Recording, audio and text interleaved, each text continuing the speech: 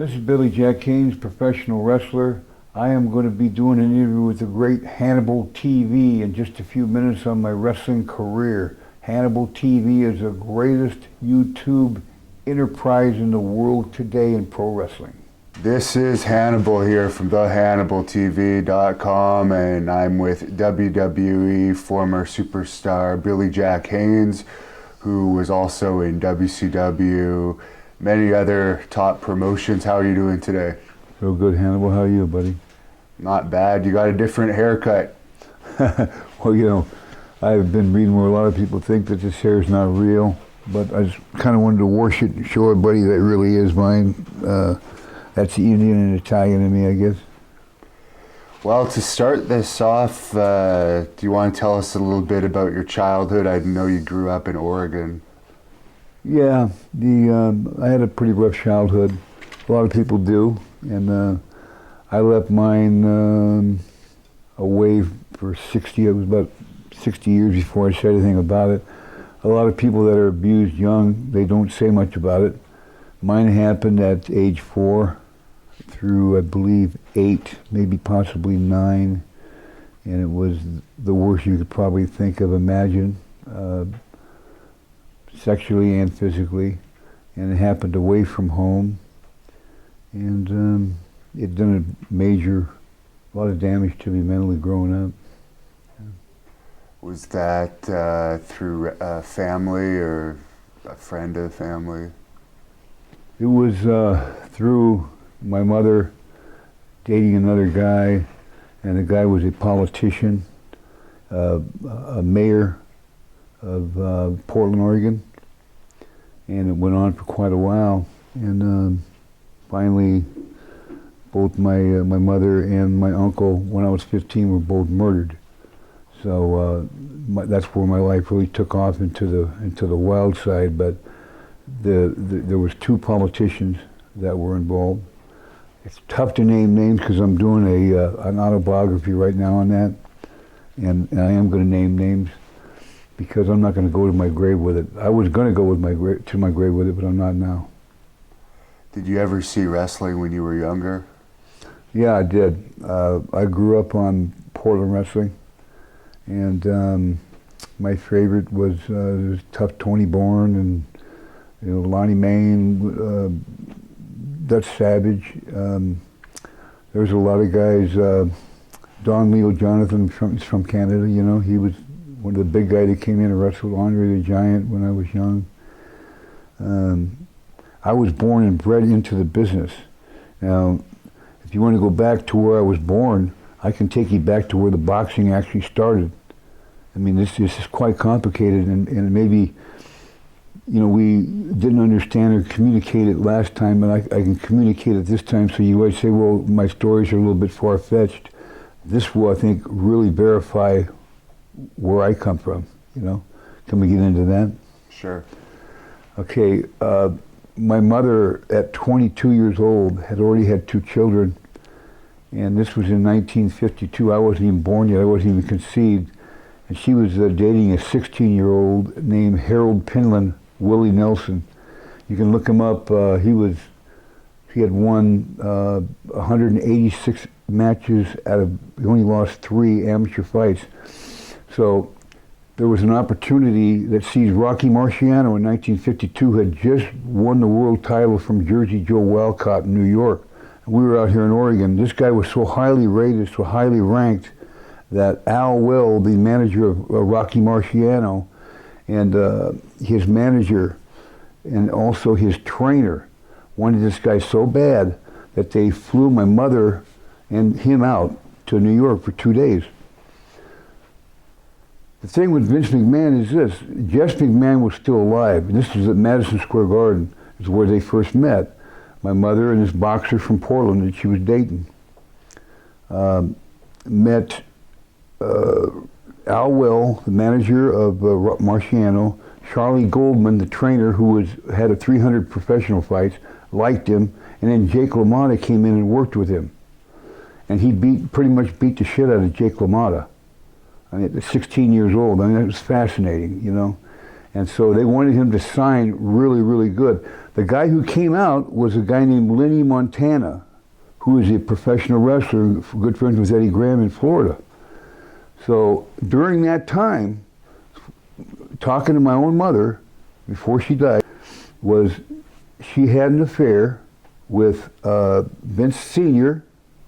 and also Lenny Montana, who's a professional wrestler. That's why I got into both sports. So I don't know who my biological father is, and it's always been bugging me my whole life, you know. And I'm 66. I want to find it out before I pass away. That's why I wanted to get Vince's DNA, and he's not going to, I guess, give it to me. But he knows. You know, I've talked to him personally about it when I was in the WWF. You know, he knows all about his grandfather, Jess. He knows about his dad, Vince Sr. His dad died May 24th, 1984. The same day my mother died, May 24th, was murdered in 1969, 15 years before Vince Sr. died. And so we got into a little bit, we talked about it once, and we never did really talk about it again until something later on happened. But that's it. So when I was conceived, I never knew who my father was growing up. All I had this rape when I was 4 to 9. My dad, who raised me, was a full-blown juvenile diabetic, a great guy, the greatest guy I ever met in this world, as a matter of fact, and I never wanted to hurt him. So there we are. How did you get into boxing yourself? I was, my uncle was a gangster in Portland with the very same guy that was abusing me. He didn't know it, because if I would have told my uncle would have absolutely beat the guy to death, killed the guy. But I didn't tell anybody about it. And it got me to a point to where I was real, I hated to even travel anywhere, hated to go anywhere away from my dad. And when you're 4, 5, 6, you're real vulnerable that way. So my mother would wait till he went to work and then take me to the hotel or whatever. First time I ever got abused, I'll tell you this, it was in a hotel. My mother had me in the bathtub. I was 4 years old, and then in the hotel like we're at right now, and I heard some screaming in the bed. I come out and I had these toys that they put in the bathtub, and I come out, of course, naked, and wondering what my mother's screaming about.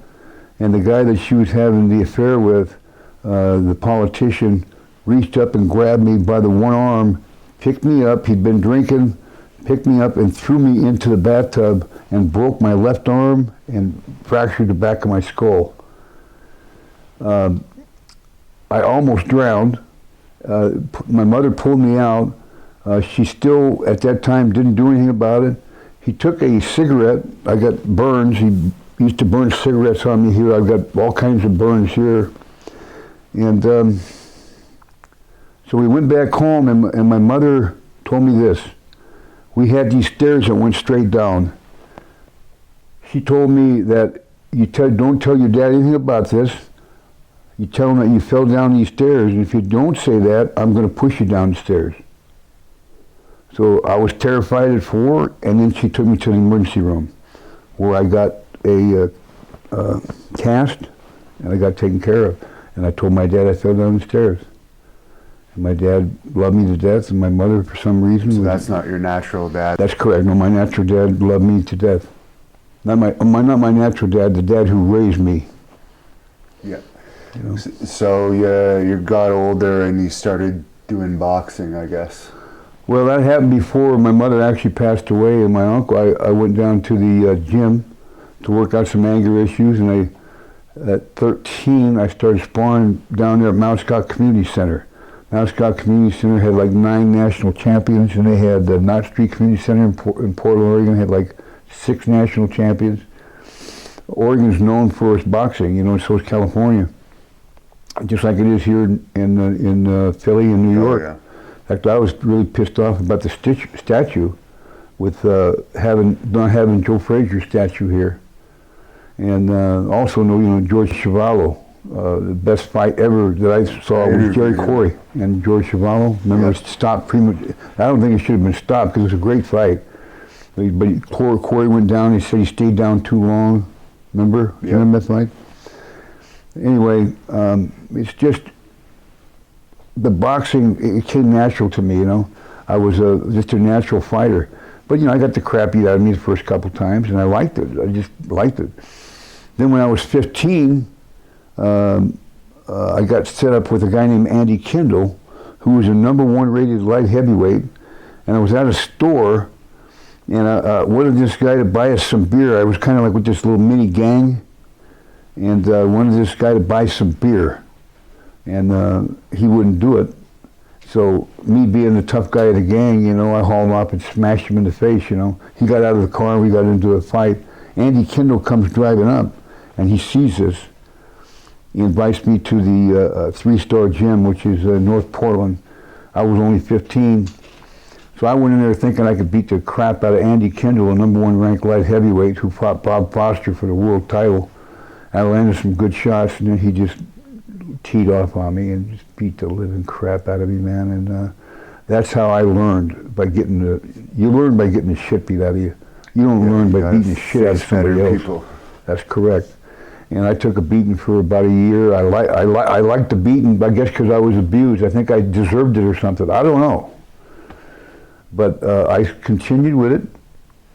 And then up till 15, my mother ratted on my uncle because he was into the drug cells, going into Lewiston, Idaho with a truck, and he come back and always put a $100 bill in my pocket. Don't tell your dad, because there's my dad's only real brother. So this was my uncle, Uncle Red.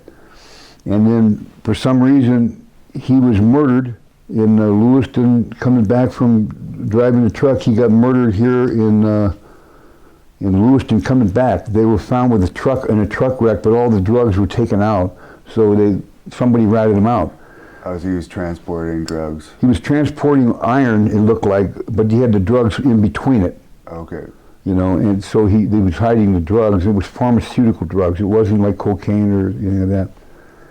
And so he was murdered, along with his partner.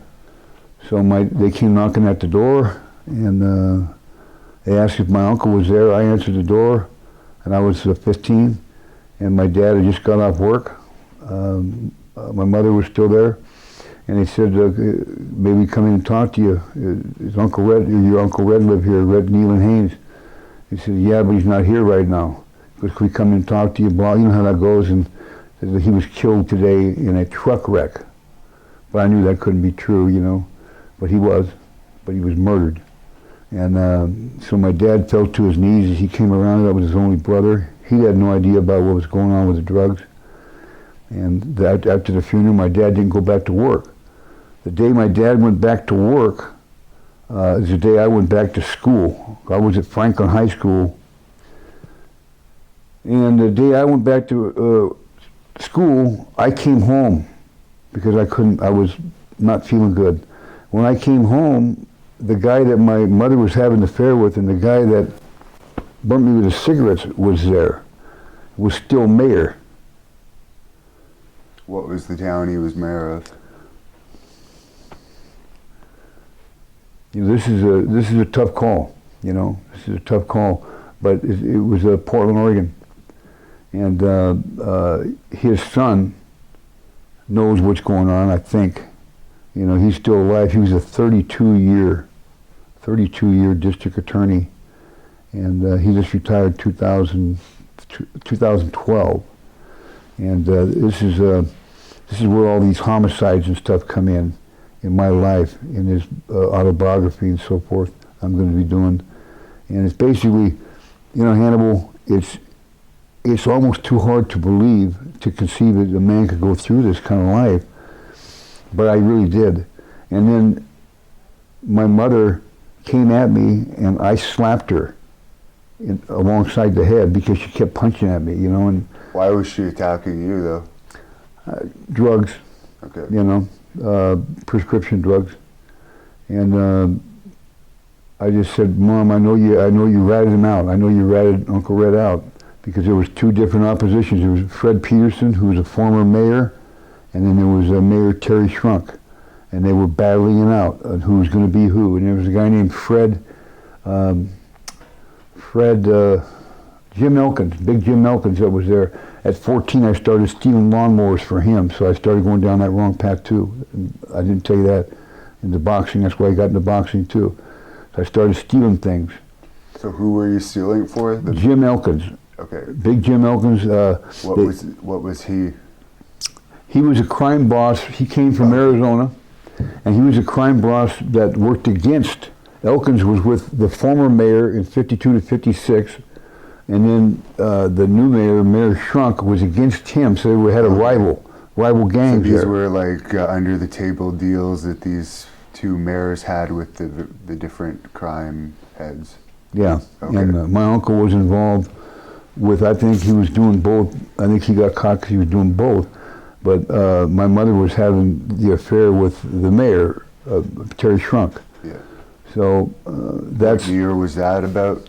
That was 1950, well, before I was born. So Okay. he used to be a Multnomah County sheriff before he was mayor. So 40, I think probably 1950, he started in 1951. And what was the year that you started stealing lawnmowers about when you were in high school? 14 when I was a freshman.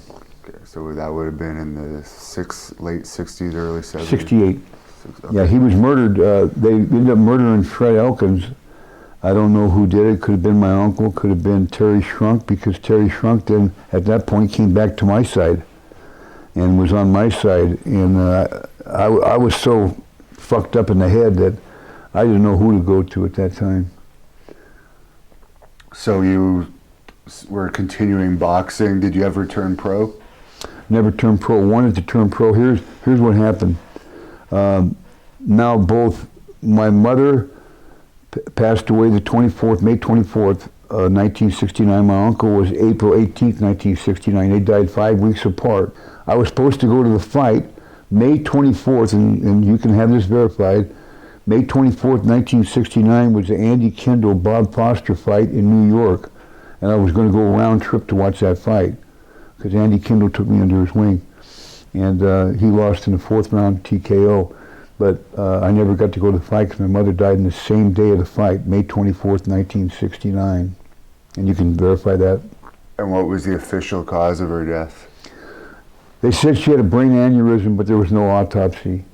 What was her job? She seemed to be the type that you were mentioning. She's with a bunch of different guys, and she was on various prescription medications.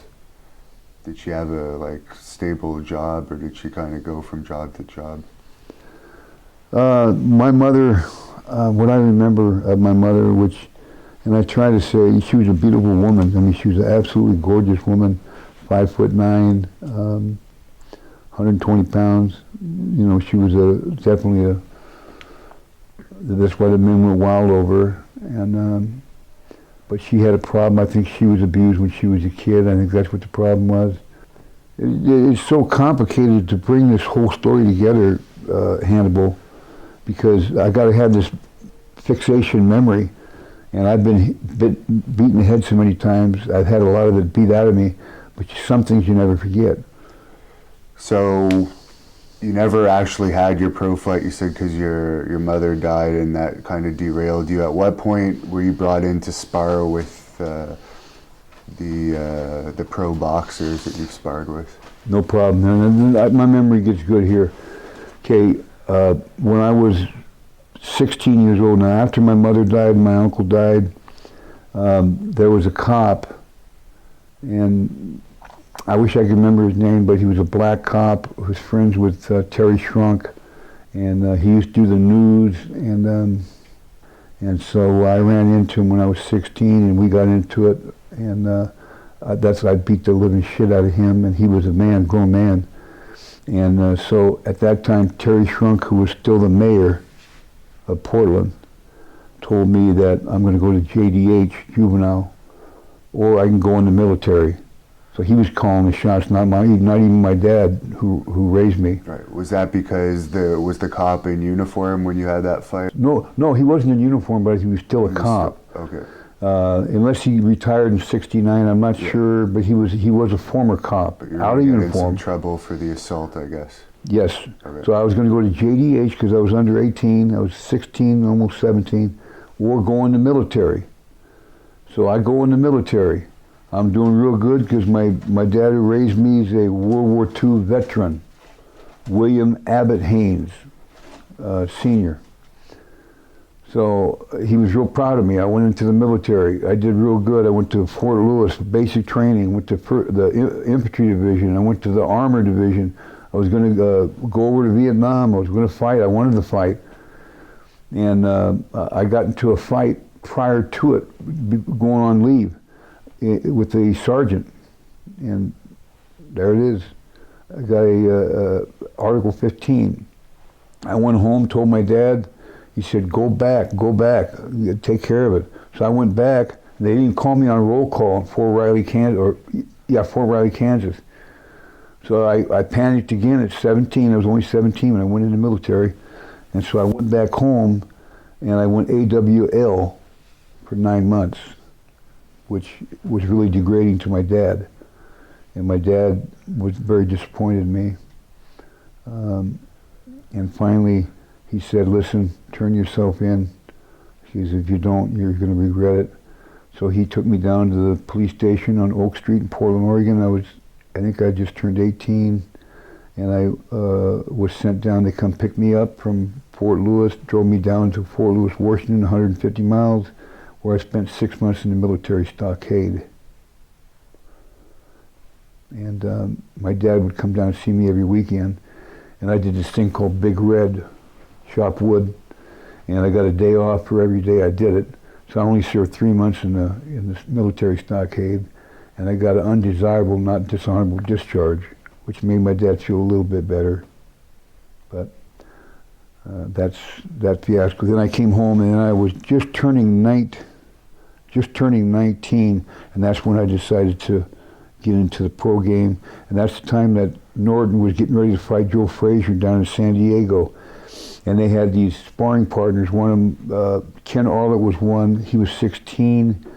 I was 19.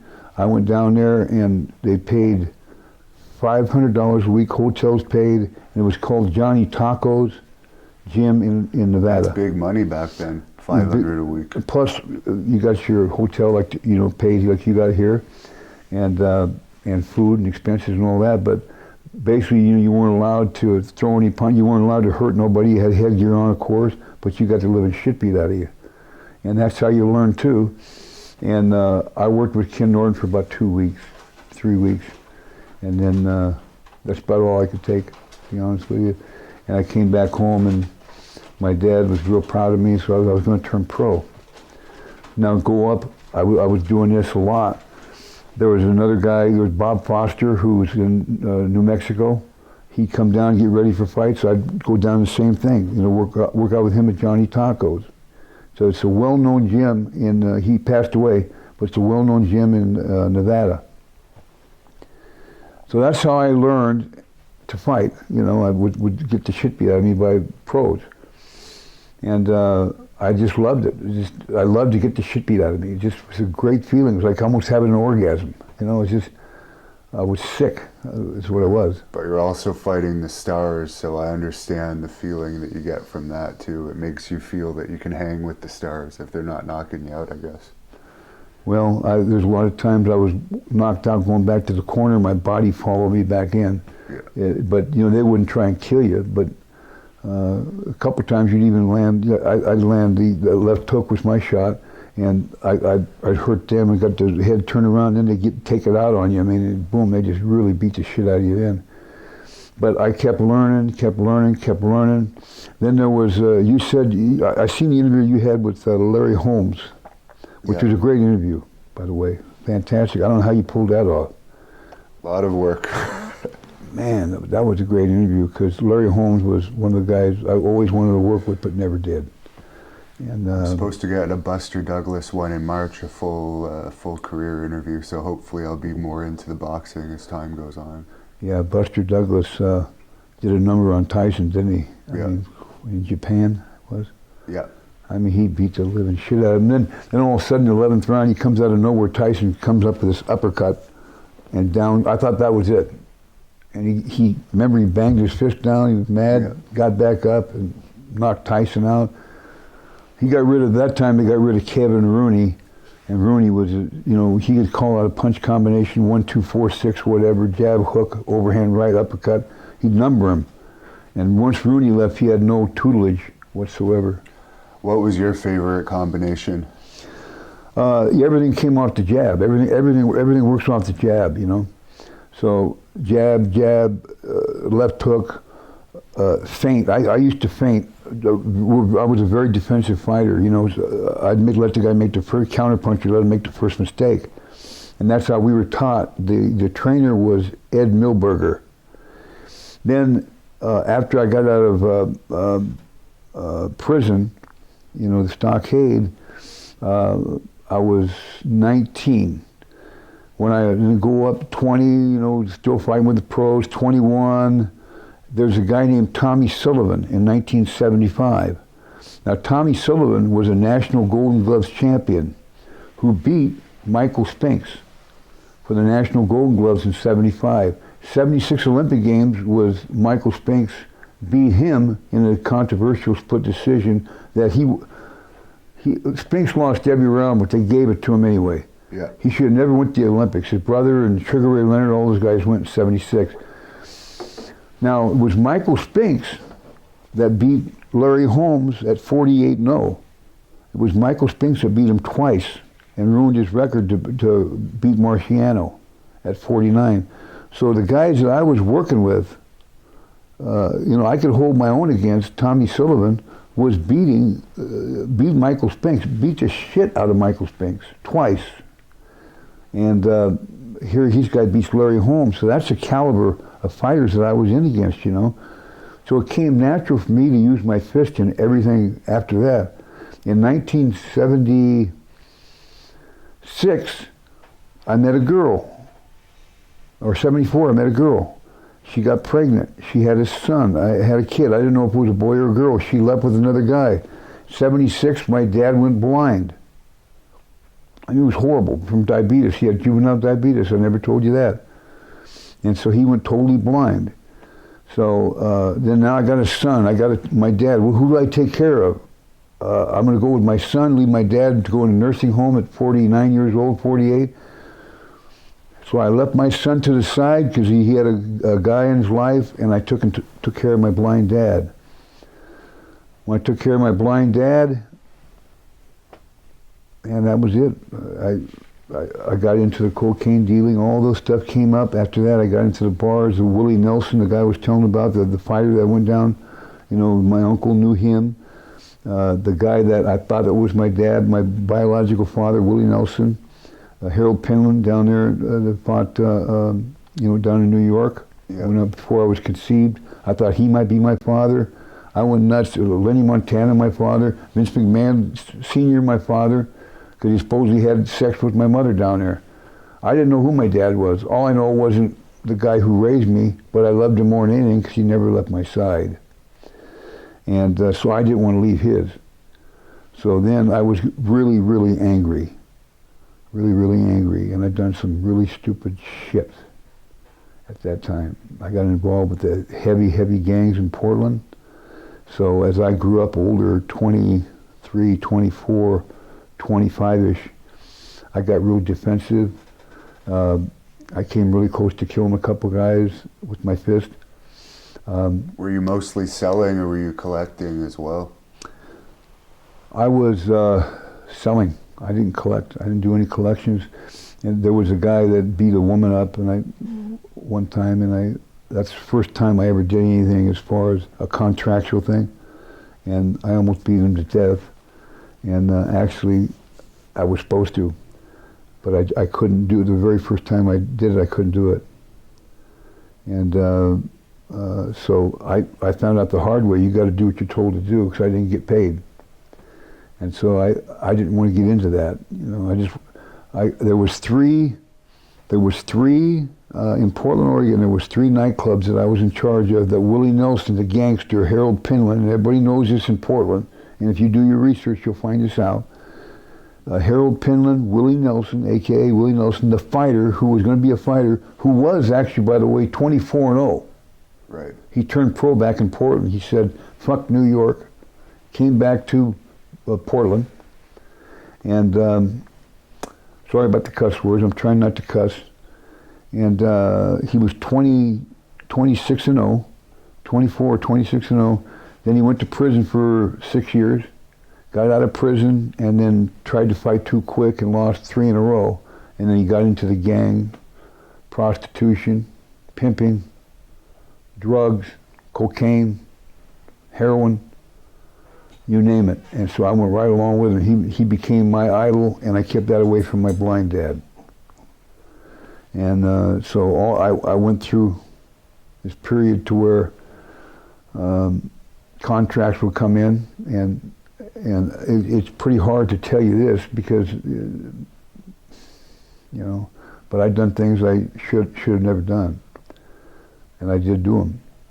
And were you into the drugs too at all? Never took drugs. Well, I smoked marijuana when I was 16. Drank a little bit. I'd been buzzed. It wasn't my thing. It was. I got off on hurting people because I was hurt when I was a kid. So I would hurt. Like I told you, I got these cigarettes and cigars put out in my leg, and so I enjoyed hurting other people that hurt people or hurt kids or hurt animals. I love animals. So I just became a hateful person, and then I missed my son. I found out I had that son, and I felt guilty. And so how did you get into wrestling? Well, there's a big part that I'm missing out here. I was going to actually kill my own father. My dad didn't want to live. There was a bathroom. Try and imagine this. I'm running 3 bars in Portland. There's a Copper Penny, the Refectory, and the Stone Pony, and anybody in Portland knows those 3. And the vice police, and myself, Willie Nelson, Harold, a.k.a. Willie Nelson, Harold Pinland, who was the toughest gangster fighter. He could knock out heavyweights. I mean, he's the guy that went down to New York, like I told you. Yeah. And now he's a full-grown man. He took me under his wing. And so I'm fighting everybody like he is. So we're doing the cocaine, and you had to pay like 10 or 15% to the vice cops, so we had this circle of protection around all the bars. We couldn't be touched. Yeah. So he was going down to Baton Rouge, Louisiana to get the cocaine, or he had somebody fly down eventually and brought back 10, 15 kilos every month. And they'd break it down into 8 balls and it would be sold. Yeah. So you break it down, you'd make 90,000 a kilo, which costs you like 35, 40,000. So you make $50,000 profit on each kilo. Well, you go down there once a month, you do the math on that, that's like almost $1 million profit a month. And so that's what was going on in Portland. And people became highly addicted on cocaine. And I never did it. I never did cocaine. I've never done it in my life yet. Mine was pain pills in WWF. And so that went on, and I finally wanted to get to the big time. To get to where I was going down there, instead of selling 8 balls and maybe taking a little bit of risk, I wanted to go down there and be the big guy. So I'm going to bypass what happened in 1981 because it's just too dangerous to tell you about. And maybe we can talk off record about it, I don't know. But in 81, I flew down with Willie Nelson to Baton Rouge, Louisiana. And that's where I met Barry Seal in the airport. Or not the airport, his bodyguards took us to a rest area where he was. And he is somebody that he could trust because he was working with the CIA, everybody. Everybody knew Barry Seal. So that's where he got his coke from, and that's where I started my relationship from. At that point, he trusted me enough to where I could come down and fly down and then drive back with the kilos myself instead of the other guy. So I started making more money, and then we got to 20 kilos. a month instead of 10, 12. So I would do that. I did that for 3 times. At that time, I was offered a job as security, working for security in Mena, Arkansas. Now, Mena, Arkansas is where all the action was. I had no idea at the time what was even going on. But if you know where Mena, Arkansas is, that's where everybody got they flew in the cocaines from the Medellin cartel in Colombia. Well, I had no knowledge of that at that time. But then Barry smartened me up. Barry Steele smartened me up to all that. Hey man, I've come clean with this. That's why, hey. So this is all before you started wrestling? This is all before I started wrestling. And this is right on the verge of wrestling though. Okay, this is 81, 82, I got it, I was still sparring a little bit, I was 28 I think, 28, I wasn't quite 29. I was doing trafficking, I was making around $15,000 a weekend, then it went up to around $25,000 a weekend, which is a lot of money. Yeah. And I come back home to my dad and act like nothing ever happened.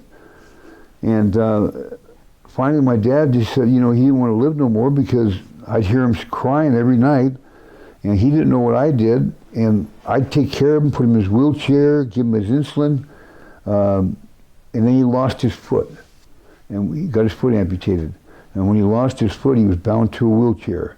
Then he lost his little 17-year-old terrier dog, and I'd hear him cry every night. And this is what really happened. I just may as well just tell you, you know, because, you know, I like you, man. I've always liked you. Before we even met, I used to watch you, you know, and this is something I've always wanted to get off my back anyway. And I think I told you off the scripture, you know, I always liked you. You know, I think that you got a raw deal with the hepatitis C. You gave me encouragement. Now I don't have hepatitis C. I appreciate you. I appreciate that from you, Hannibal, because I was dying. You know, I was going into stage 4 liver, and now it's. Let's hope it can regenerate. Yeah, and but I thank you for that. And but in '81, my dad couldn't take it anymore, and so I was going to kill my dad. I asked him if he wanted to die, and I said, if you die, I'm going to die. I'm going to die with you. So I had the money I had made. I was turning into silver dollars into 5-gallon drums. I didn't put it in these overseas accounts. You know, I didn't do that. And my dad didn't want to live. I said, well, I'm going to kill myself with you because I can't stand you crying, and I hear it all night, and he doesn't have anything to live for anymore. So I put I had a .357 Magnum. I put one round in. I spun the chamber. And I said, Dad, are you sure? Because I'm going to kill myself too. And he said, no, I don't want you to do that.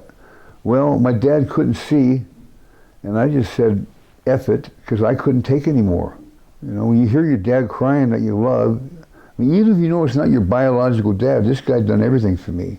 Oh yeah, I understand. I took the gun, I pointed it right at his head, and I had another bullet right here for me. I didn't know what chamber won. It was 5-to-1 odds, and I let it go. Nothing, blank. So right there, what the hell am I doing? You know, what the hell am I doing? So I got to that level, to where I was going to take my own dad's life and my own. So I knew I wasn't playing with a full deck. I knew there was something really wrong with me at that time. And that's why I could go out and take a contract and take somebody, I won't say who, but take somebody's life, break somebody's leg. I could do anything I wanted to do, because I just didn't give a fuck about anything. That's it. If I lived or died, it didn't matter. My dad couldn't see, he couldn't walk. I hated the fucking world. I got raped. I could take 20 showers. I still felt dirty. I still felt it. I still felt it up my ass. I just felt I hated everybody. I was one of the most violent people, just like you. You know, you. I don't know if you say kickboxing and all that. I was a very violent person too. I would say I was more violent and bouncing than kickboxing, but yeah. But that's the way I was too, Hannibal. You know, and I think that's why I kind of clicked with you off, never doing an interview with you, because you're the first guy I really started watching, you know, and with shoot interviews. I said one day I want to do one with you. And now here we are, you know. So you went from that, somehow you're introduced to wrestling. How do you get into that? Lenny Montana is 6'7" and friends with Eddie Graham. Lenny Montana was there, if you recall, I mentioned his name back in 1952 when he flew my mother and Willie Nelson, the boxer, back to New York before I was even conceived. That was in October of '52 when Marciano just won the title in the month before. Go fast forward 9 months is exactly July 10th, 1953. That's 9 months of conception. That's when I was born. That's why this cloud of who my father is just driving me fucking nuts. You know, it's why I want these DNA tests. I want to know who it is. But Lenny Montana claims that it was him or Vince, told me. Lenny died in '92. Lenny was 6'7". I'm 6'3". My son is 6'7", and my grandson maybe 6'10", 6'11". Well, my dad who raised me is only 5'8". So Willie Nelson's only 5'8". So Vince McMahon is 6'4", senior, and 6'3", and the other guy, Lenny Montana, is 6'6". So I think one of those two got to be my dad. So it's driving me nuts. So the wrestling came about after I failed to do the security for Barry Seal. I didn't want to do security, so I went back home, and this opportunity arose to be a wrestler. So this Stu Hart thing came up. Go down there and I'm going to make my dad proud. Now I tried to kill him, I didn't do it. So someone told you to go to the dungeon, somebody suggested you go to Calgary. Okay, good. That's a good call, because I left that out. I went down to the Portland Sports Arena, where Portland Wrestling was. So now I want to make my dad proud and get out of the industry a little bit. And go down there. I talked to a guy named Dutch Savage. Dutch Savage said, go down to Calgary, Alberta, and meet Stu Hart. I go down there. I told my dad what I was going to do, and he was real proud of me. So my other half brothers took care of my dad when I went down there.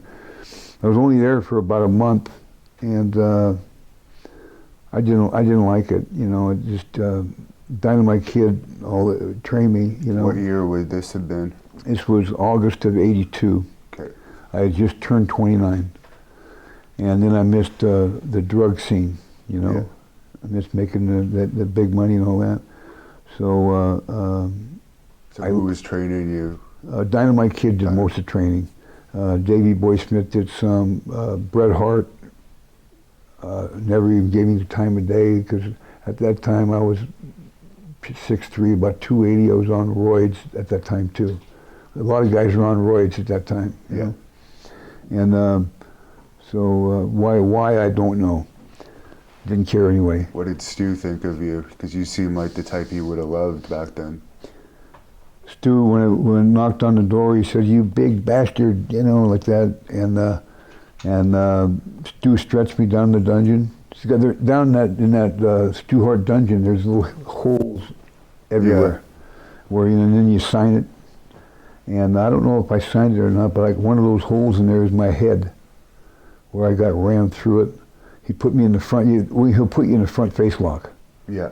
And then you've got to try and get out of it, you know. And then he'll brace himself up against the wall. And what he did with me, I tried to ram him through the wall, ended up ramming my head through it. And he squeezed me, picked me all the way up, and to unconsciousness.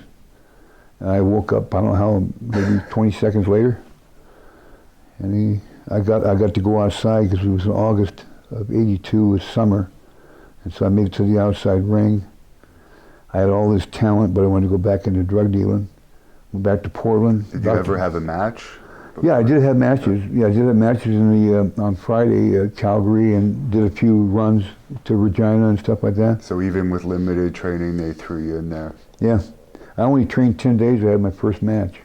Who was booking at that time? Was Who was it? booking? That's a good question. I think maybe Bruce Hart. I don't know Okay. if Bret Hart was. It revolved quite a lot down there, so. Yeah, I don't really remember who was booking. All I remember is the Regina was 500 miles one way and 500 back. And the guys, I never realized what volume was until we went to Regina. I made $25 Canadian. And then on the way back, this guy named Wakamatsu used to drive. Yeah. And he'd fall asleep. So I'd take over and drive. Everybody was passed out, and I would drive back to Regina, or to Calgary from Regina. And that was quite interesting. And so I don't blame you actually for wanting to go back to making more money. yeah, well, it was a great experience. So I mean, I got to meet the wrestlers and stuff. And what did you think of Bruce? Because a lot of people have varying opinions on him. Well, he always treated me good, except when I found out that he had some 14-year-old. He was a teacher and had some 14-year-old girl he was going to marry. Or got her pregnant. He ended up marrying her. A movie could be made about the whole situation. But that was a whole weird situation. But when I heard that he was with a 14-year-old too, I got to admit that was a turnoff for me, being an abused kid. So I got out of there a little bit. I may have been using that for an excuse too. I don't know, but I didn't like it, and she would have been about 14 at that time, I guess, right, when you were there. Yeah, in '82. Yeah.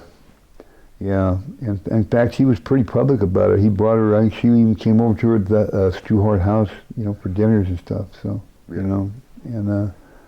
but I went back to Portland, and Dr. D. David Schultz was there, and Rip Oliver, and I was working out in the gym, and he said, "You can be a pro wrestler. How'd you do down there?" I said, "Nah, I didn't like it."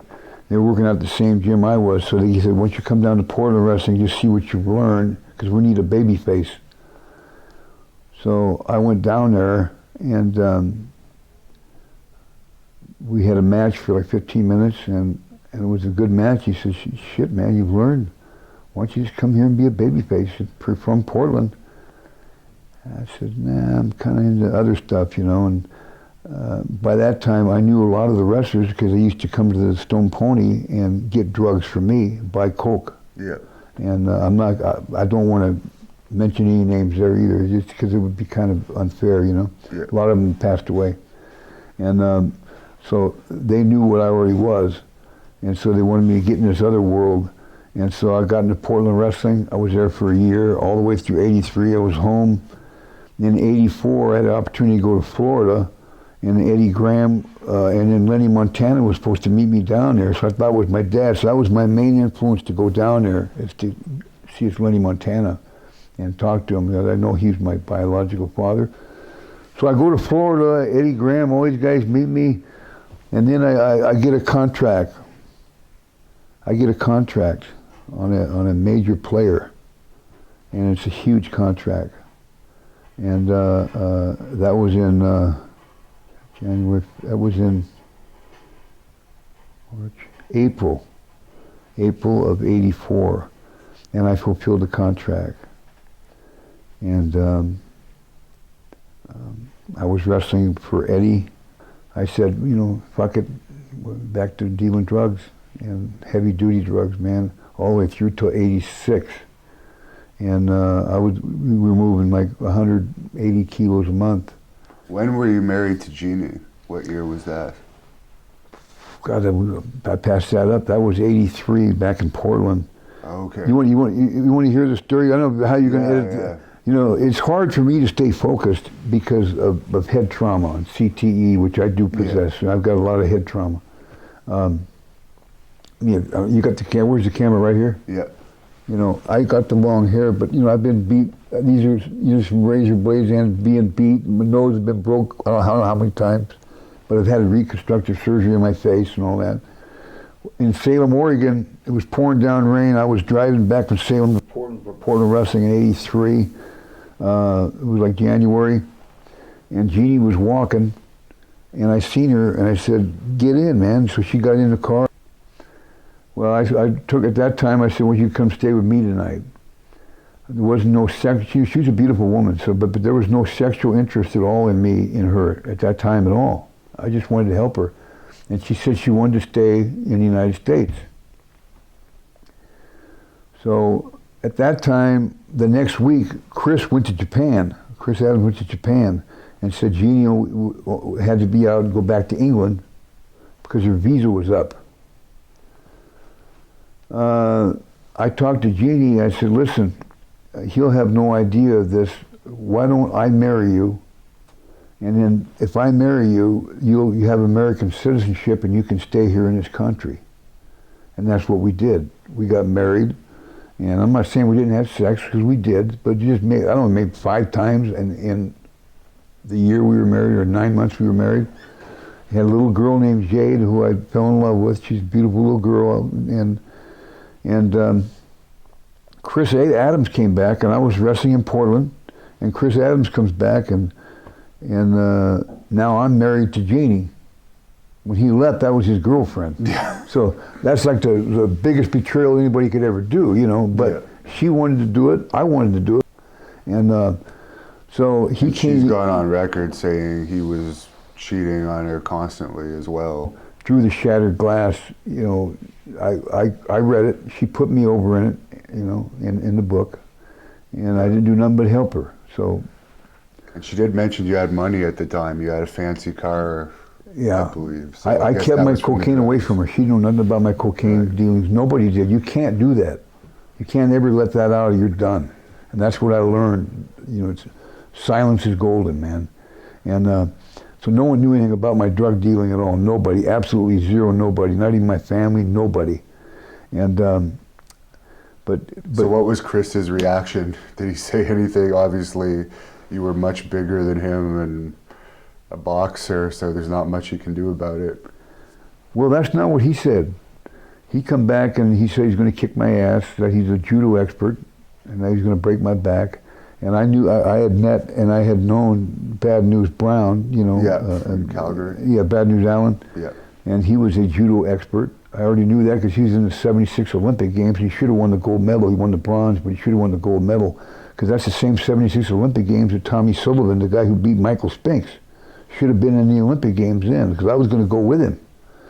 So we were really pissed off about that. But we seen the judo thing. We seen Bad News Allen, you know, in the Olympics. Not win, but get the bronze. Yeah. So I already knew of Allen. So I met him down there in Calgary when I went down there too. I forgot to tell you that. So when he said he was a judo guy, I said, well, let's see what you can fucking do. So I slammed the door in the locker room in Portland wrestling, and all the boys, they thought a gun went off.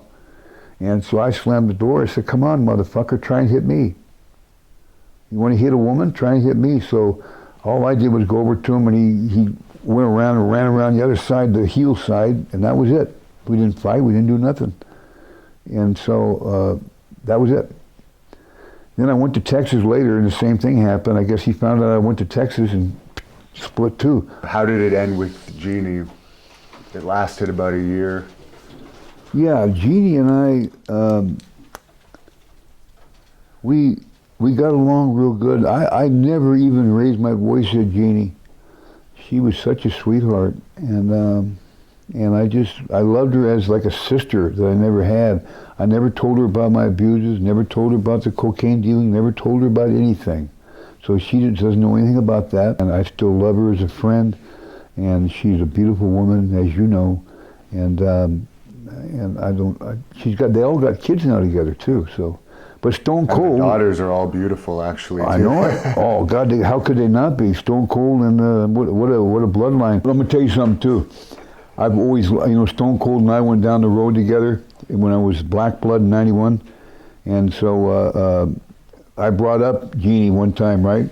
And she goes, don't talk about her, I'm going to marry her or something. I said, what? I said, I'm going to marry her. I said, what the fuck? I said, I used to be married to her. He goes, well, she's mine now or something. I said, next thing I know, I'm Black Blood, and she comes in, here's Jeannie, Lady Blossom on her side in WCW with Ted Turner. So I give Jeannie a hug, and what the shit, you know? I was only there 2 months because I ended up blowing my knee out coming off the top rope as Black Blood. Were you friends with Pillman too? He broke into Calgary too. And I think it was 86 he broke in there. So now to go back with how you got into WWE, because we kind of got sidetracked there. How did you actually get contacted from the Florida territory to start with WWE? Yeah, I wish I wouldn't have confused it like this, but that's just the way my head rolls, man. You're talking about, ask me that question one more time. The first time you came up to WWE, how did you get brought up there? Because I think you were saying you were in Florida before, and then you were recruited up to WWE. Okay. And after Vince McMahon Sr. died, May 24th, 1984, I wanted to talk to him really bad. Because I know that I really feel that he's 50-50. He's my dad or it's Lenny Montana. So, and Lenny even told me this, Lenny Montana. So I was working in the Texas territory at that time. The Von Erichs wanted me to go down there. Eddie told me to do it because Dusty left and went to Carolinas. He said, just go get the F out of here. Eddie was a millionaire. I don't know why he would kill himself. And so when I heard he was killed, I was wrestling Shawn Michaels, as a matter of fact. Shawn Michaels' very first match. I wrestled it's on YouTube. I don't know if you ever seen it. It's on YouTube. You can look it up.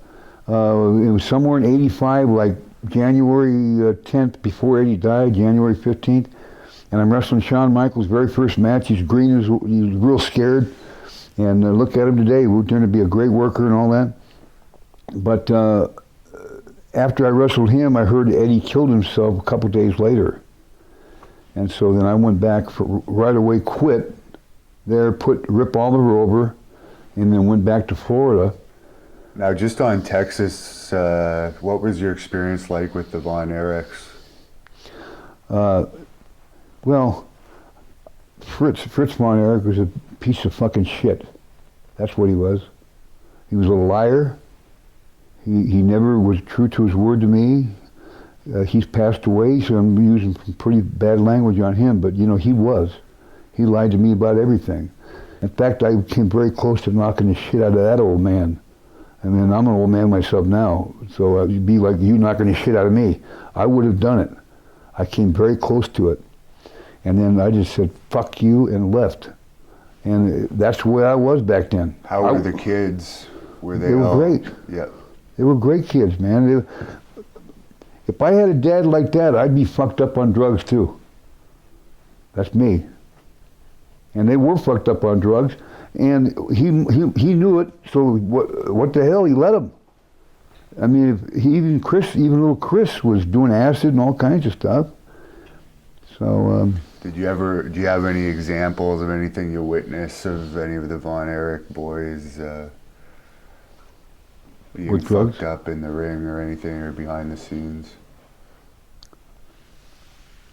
You know, it's so hard for me to say anything about those kids because, you know, Mike, I wrestled with Mike against, with Jake the Snake was down there, and before, who's the guy that was killed because he owed the drug bill?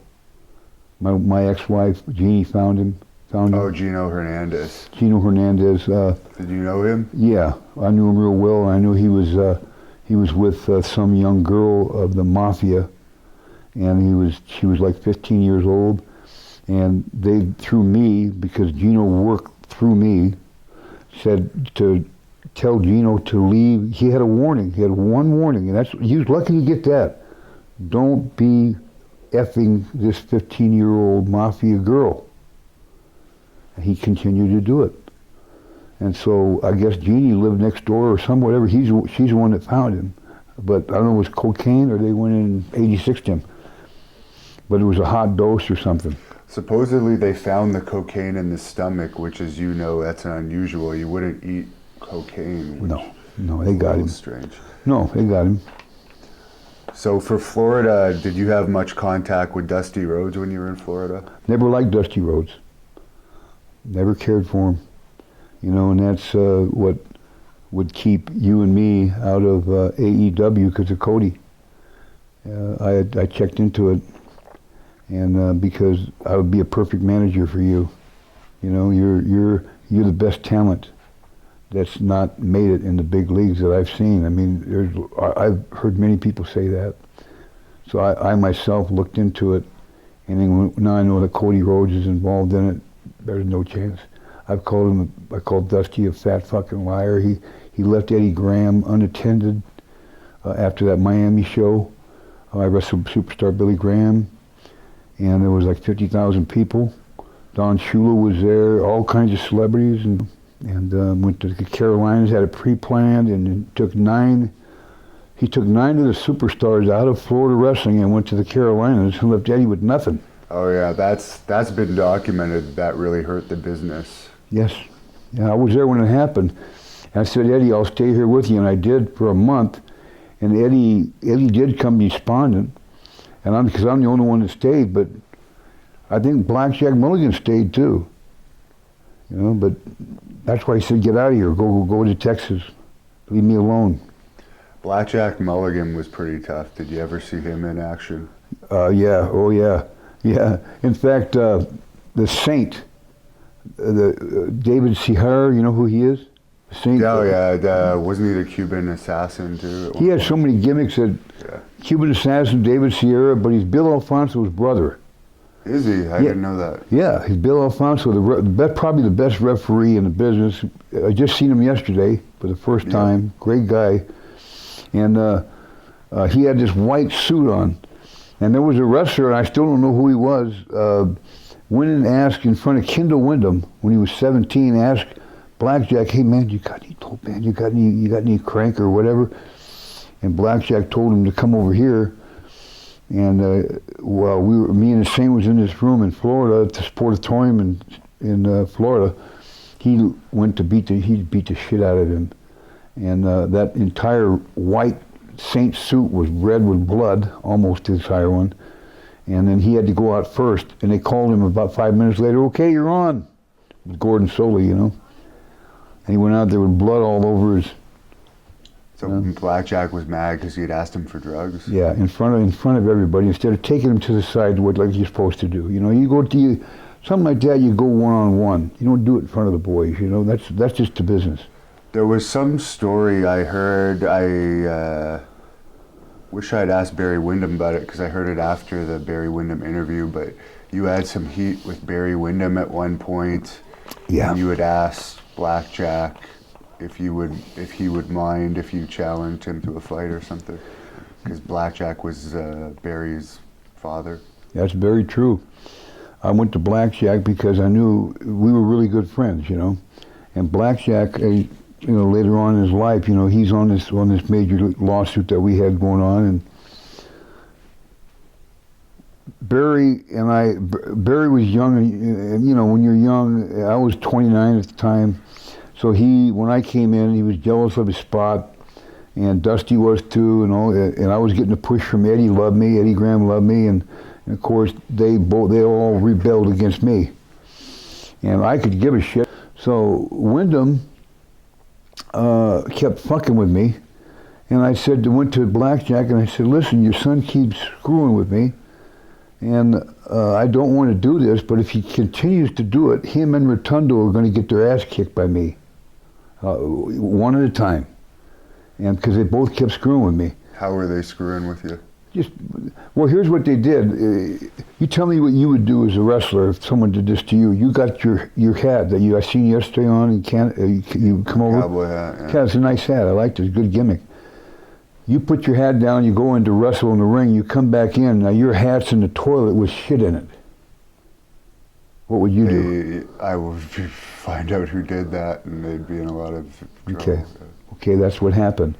Prior to that happening, I went to Blackjack Mulligan, and I asked him, if he does this one more time, keeps fucking with me, I'm going to knock the shit out of him, you know?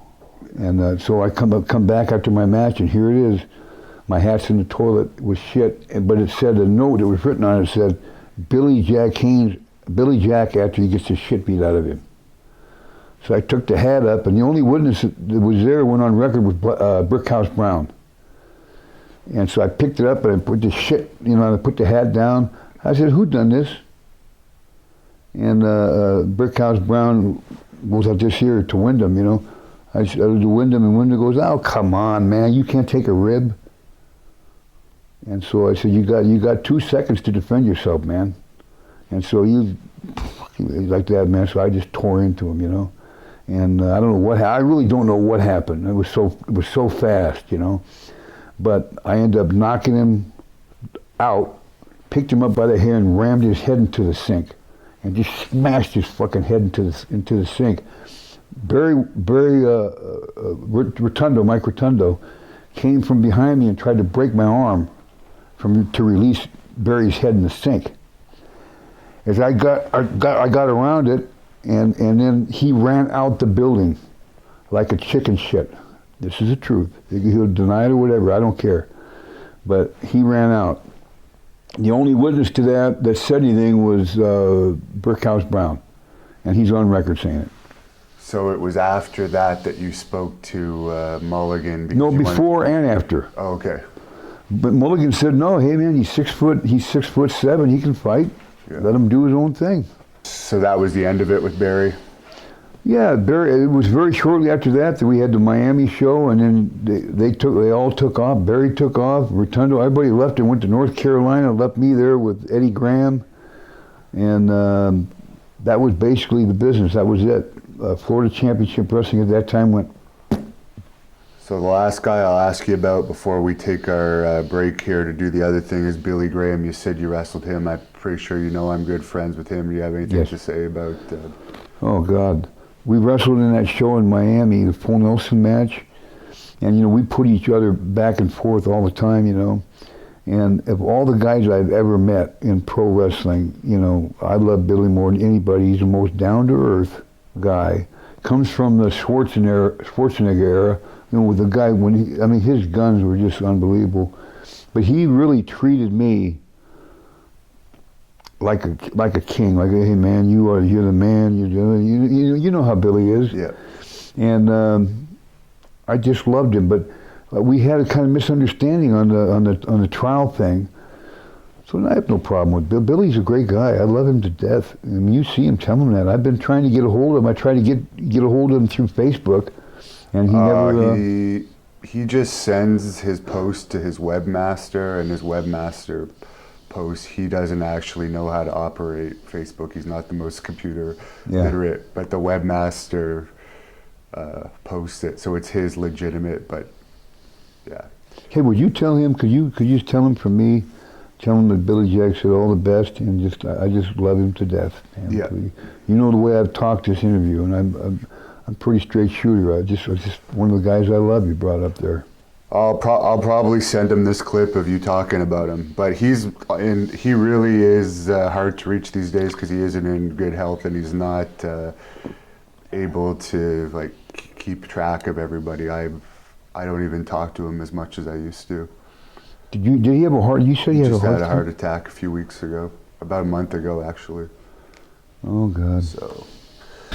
I will ask you about this guy before we get into your WWE career. We're back recording now. You brought him up while we were off camera.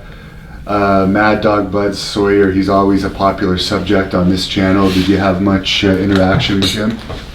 Yeah, I did. Buzz and I wrestled in '84 in Florida. He was in Portland wrestling. It was 1982. 83, part of 83, and Matt got in the business with me, the vitamin C business, and it's just I hate bringing up these names, but you know, you got a shoot interview going here, and I'm coming from the heart, and he owed some money, and he ended up paying with his life.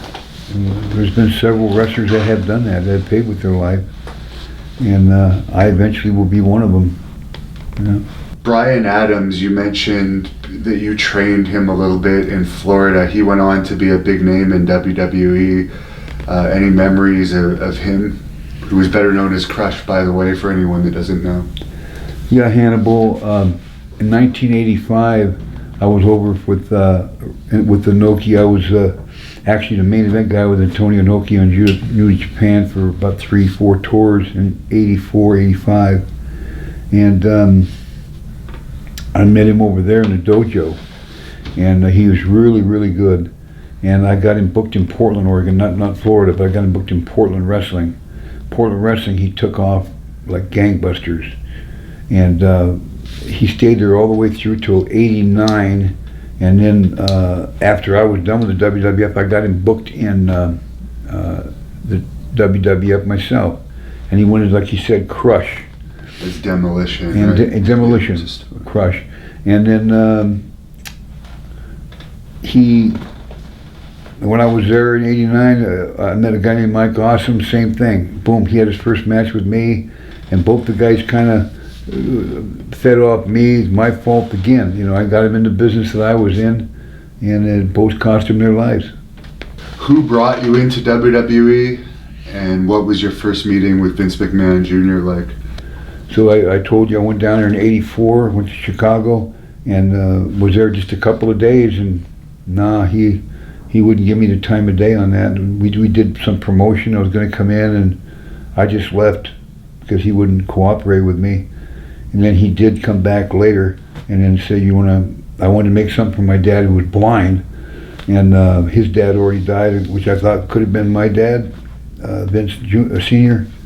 So I went back and said, I'll make something for my blind dad. So I went to WWF '86, '87, and until I left. You had a very famous backstage fight with Iron Mike Sharp. What was that all about? Oddly enough, I've heard you've asked that to a lot of wrestlers. Honky Tonk Man, Hillbilly Jim said something about it. I just seen Hillbilly Jim's, and I watched Greg Valentine said something about it. Yeah. And the whole thing is that's the way they said it. That's not the way it happened because they weren't there. The only one that was there was Hillbilly Jim. I remember Hillbilly Jim being there, and he didn't say it right either. And he's a great guy, good guy, real good guy. Really liked him. He was not a troublemaker at all. And I was in the ring with Mike. We were in Detroit, Michigan at the I think Hillbilly Jim said Cobo Hall. Yeah, we were one of those two buildings. Joe Louis Arena. Joe Louis, okay. Joe Louis Arena, and Mike and I were on. It was a TV taping, and we were on like 5th, something like that. It wasn't no main event whatsoever. He was a jobber for me, and he said, Vince came in and said, look, you guys only got 2 or 3 minutes. Figure it out quick. You guys are going on next. I said, Mike, why don't you just do this? Why don't you just jump me, beat the shit out of me, and then go adjust your gimmick, and then go over that big one, and I'll duck under it and put you in the full Nelson. He goes, no, hey, I got more experience than you. I'll fucking call it out there. I said, Mike, we got 2 or 3 minutes. And so he didn't want to do that. We got out there, and we locked up, and he started hammering me in the back of the head. And I mean, hammering me, man. And Mike was a real tough guy, and he goes, no, just go down. I said, what do you mean go down? He said, go down. I said, I'm not going down. And he goes, Vince wants you to go down. So Vince set him on me. He says, go down. He was supposed to beat the shit out of me. Because I had gotten an argument with Vince a couple days earlier, called him a cocksucker and all kinds of stuff, And so anyway, he hit me, and I just put him in the full Nelson and just threw him down, and I think he rolled to the floor, but he got right back up, didn't sell it. And so Blackjack Lanza was there, and when I went outside, I said, get your fucking ass back to the dressing room, because I didn't want to do nothing in the ring. We got back in the dressing room, and I told everybody, I said, you make a squared circle because we're going to fight, me and Mike Sharp. And Mike Sharp says, I've been wanting to try you because he's a Canadian national champion or something. So he gets in his stance, in his boxing stance, and he started throwing jabs under me, and I'm kind of moving. And I said, Mike, and he throws this roundhouse right. He threw the first punch. I did not throw the first punch.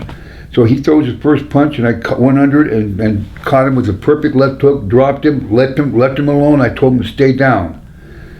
He got back up. I grabbed him by the hair, and I hit him with like hockey, about 6 uppercuts in a row, dropped him.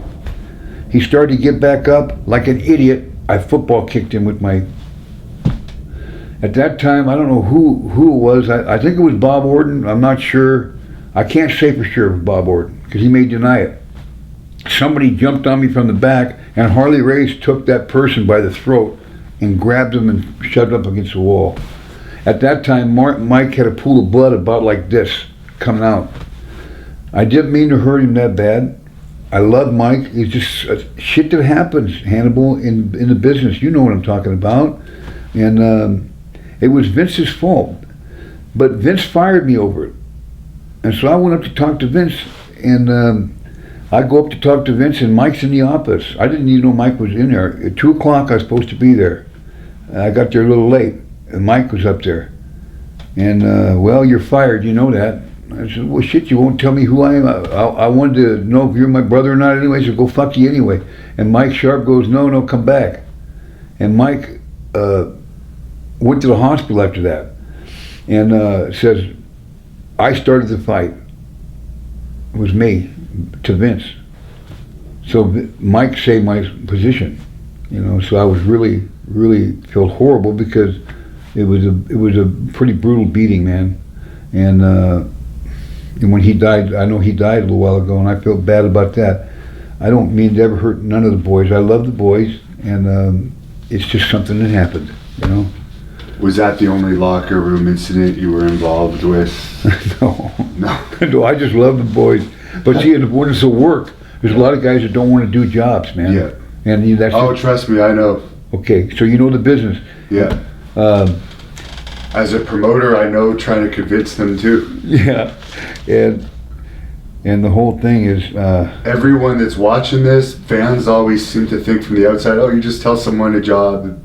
No, you got to... They're laying down for you, especially if they're a bit of a star.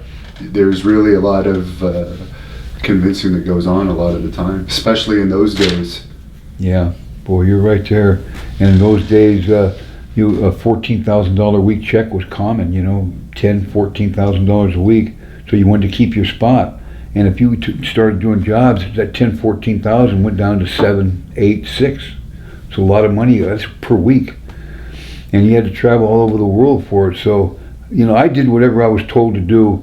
But a lot of Big John Studd was one, and he's passed away. But you know, this is a shoot interview, and Bundy was there. I didn't verify it, but I wrestled with Paul Roma in a tag match, and this is when I was first getting there. And Roma and I went out there to do a job, but they wanted me to get over, drop kick both of them, and then tag Roma in. They do the job on Roma, you know, so they saved me because I had just gotten there, and Bundy and Studd were being pushed.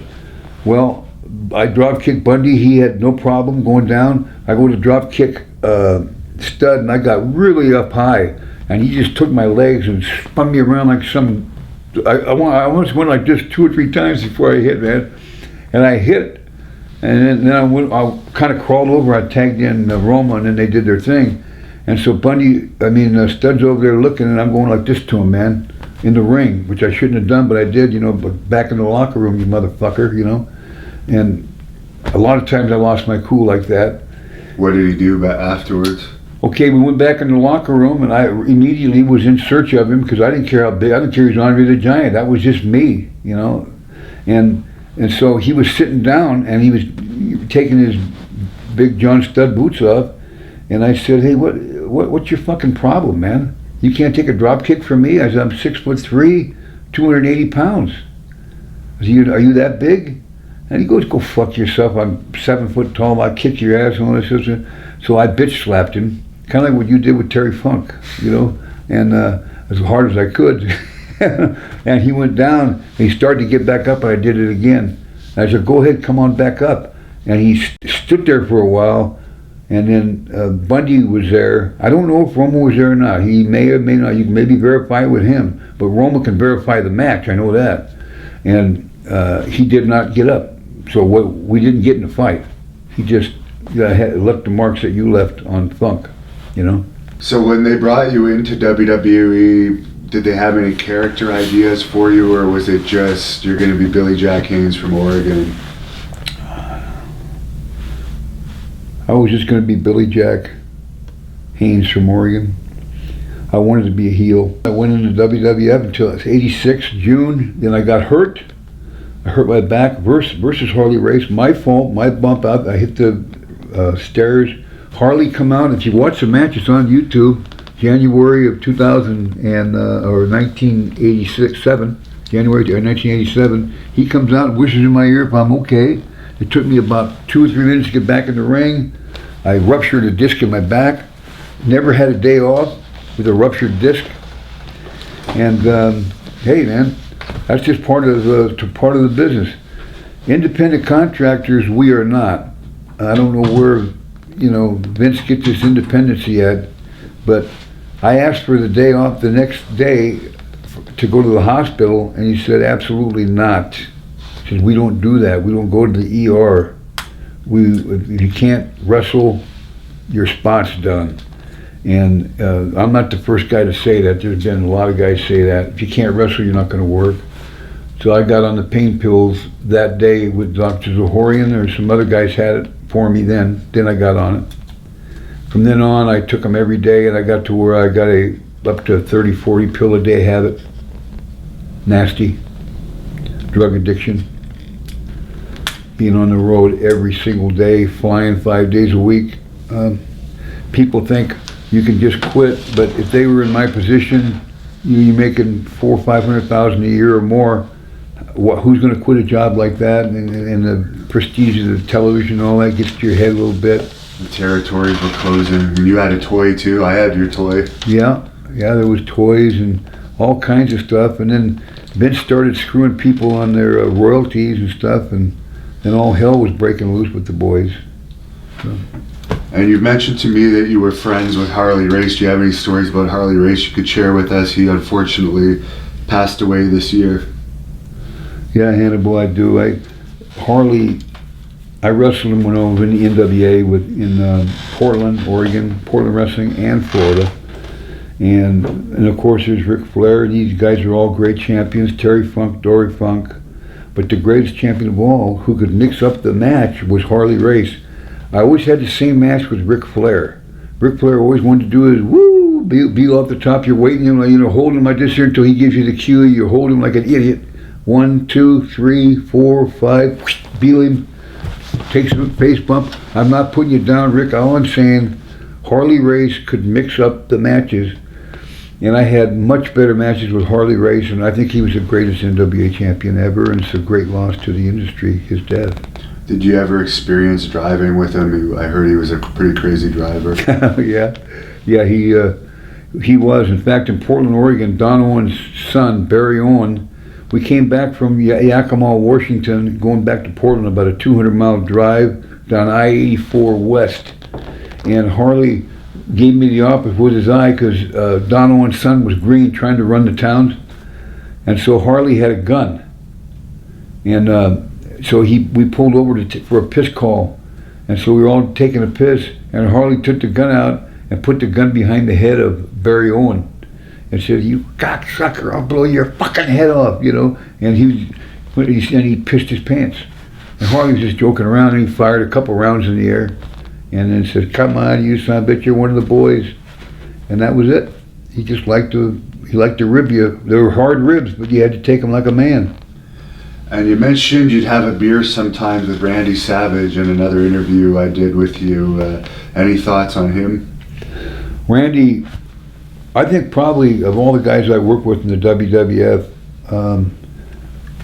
I was so lucky because they hooked me up with Randy Savage. I was supposed to actually wrestle Randy Savage in WrestleMania 3, but Ricky Steamboat went crying to Vince McMahon about, he was there longer than me, because we had a big angle work, Randy and I did. I almost won it from Danny Davis, kept interfering.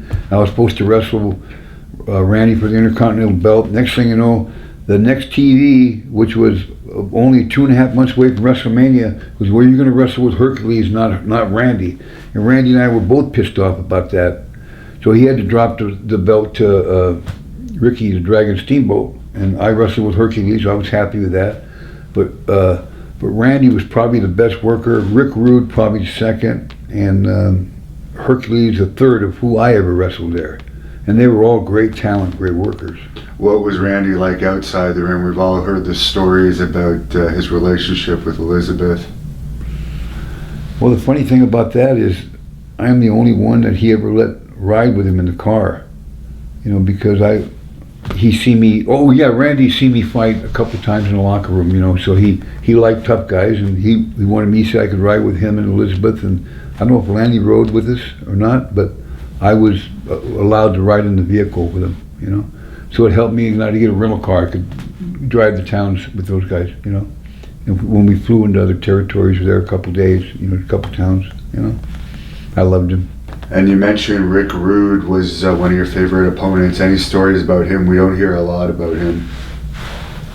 Yeah, there is. You know, Rick. You know, unfortunately, you know, went down the same road I went down, and you know, pretty much cost him his life too. And Herc died in the house that was my ex-wife's house. At the time, was my wife's house that he bought. He also passed away. There's a lot of guys that passed away on stuff that, you know, we did together. And Vince should really be ashamed of himself on this too, with the drug. With everybody was so hooked on drugs that we'd go to towns. And this is no bullshit. We would go to towns, and instead of going to the hotel to go get your room, people would wait. We'd go to the lobby to see what Federal Express package came in. Piper, me, there'd be a lineup. Junkyard Dog, Adrian Adonis, what came in, what drug came in, what Federal Express package came in of drugs sent from Dr. Zohorian's office, and that bench set, and Linda, both, McMahon. And we'd get them, we'd go back up, we'd get bottles of Vicodin, Percocet, you name it, we get it from Dr. Zohorian. Steroids too, I guess. Oh, steroids up you have big time. And it was like little kids happy. We didn't care about making 10, 14,000 a week. It was, we got that, we were all, by that time, drug addicts. That's why I said Vince was a pimp and we were the prostitutes, because without the pimp, the prostitutes work with the pimp for the drugs. They don't care about the money no more. It's a drug. And I got so sick, that's what I did. And I used to sell coke. I quit selling coke by 87. I already had a lot of money put away in silver dollars at that time. And I got so hooked on this stuff, it just, now I know what the cocaine did to everybody else. So I deserved it. But how did it work with Zohorian? Obviously, I guess he was based in Hershey, so were you in a room alone, or was there a big lineup with him at a desk? Like, what was the protocol for requesting the drugs from him? In Hershey, Pennsylvania? Yes. Oh my God, what a joke. I mean, this is where I get sick thinking about Vince, how tight, how much of a liar him and his wife both are. Is that there would be a line, and there would not only be a line, you're wrestling probably 3 shows a night. Whoever wasn't on that card had a list you had to pick up too. So there was a line that went around the corner, probably 20, 25 deep, to get in Zohorian's office. He's supposed to be checking your blood pressure, you know, and seeing you're ready, right? He's the commissioner and all that. Yeah. And instead, he's selling drugs to everybody. Had this huge suitcase. Would you just say what you wanted, or would you have to say, I got like a sleep issue, could you prescribe me some Valium or something? He never prescribed me anything, you know, he was not prescribed, he just give it to you. Oh, you just give it to you? No, you just buy it. Oh, okay. Yeah, there was a set price on it. And I'd always want Vicodin, or Percocet, whatever he had, and I'd buy sometimes 500 to 1,000 tablets. You know, sometimes they were $1 a piece, $2 a piece. We had plenty of money. You had a suitcase, or what was it? I guess he went out there one time, I'd heard, and I believe this, with over $100,000. You know, easy 100,000. And when you add the steroids, probably closer to 200, because it was just once a month. And then what he would send was another, I don't know how many, couple 100,000 a month, at least. That's what they caught him on too, right? He wasn't even caught what he was giving you because they couldn't track that. Wasn't it like the mail? Wasn't it like a federal offense to send drugs by mail or something like that? Ultimately. Yeah, and he sent it to all the boys too. We got it sent to our houses too. Yeah. You know, so not just on the road. We were home. We had to have our drugs too. So we got it sent to the home by Zohorian, and there was other doctors too, not just Zohorian. Zohorian got busted. But there was a doctor in Arizona, a neuropath, and another doctor I think in Texas. And but Zohorian's the one that got busted, and Linda got onto it. Linda McMahon caught onto it. And at the last minute, where they were going to go down, where they were being investigating Zahorian, Linda caught onto it, and they cut off their ties with Zahorian, or they should have went down with him anyway, because he got so many wrestlers hooked on drugs, and that's why there were so many drug overdoses. That's not Vince's fault. I mean, Vince knew what we were doing. We couldn't take any time off, so he, fuck him, man. I mean, it's just quite obvious.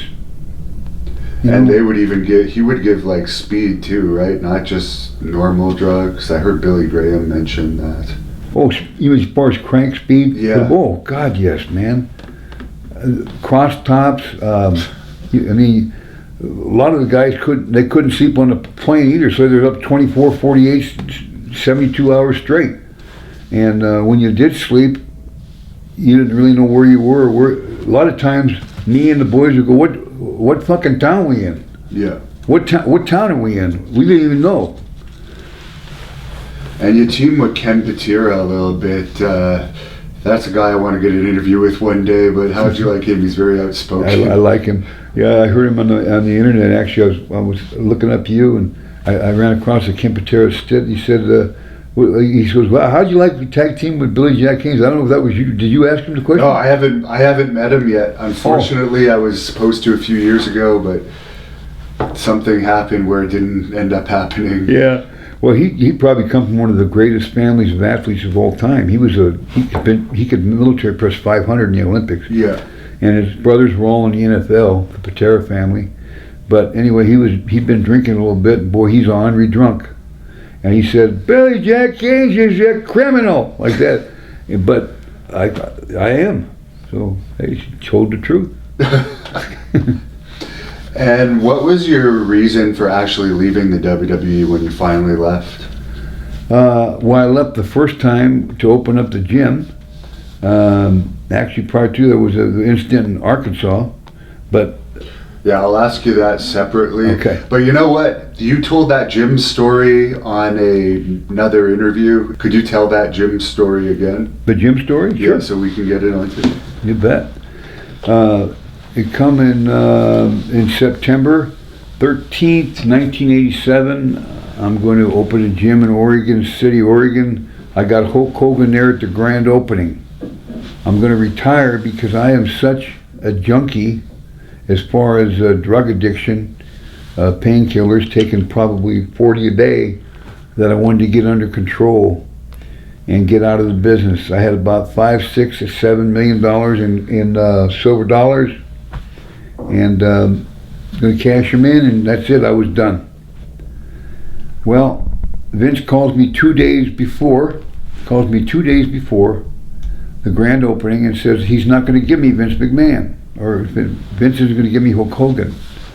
And I said, Vince, I've already got almost $250 to $500,000 tied up in the gym and building and all this commercials and stuff. He goes, no, Hulk Hogan's mine. I made him, unless you promise to come back to work after the grand opening and turn heel in WrestleMania 4 at Trump Plaza. And I said, that's the only way? He goes, yep. So I gave my word to him, and my word was my bond back then.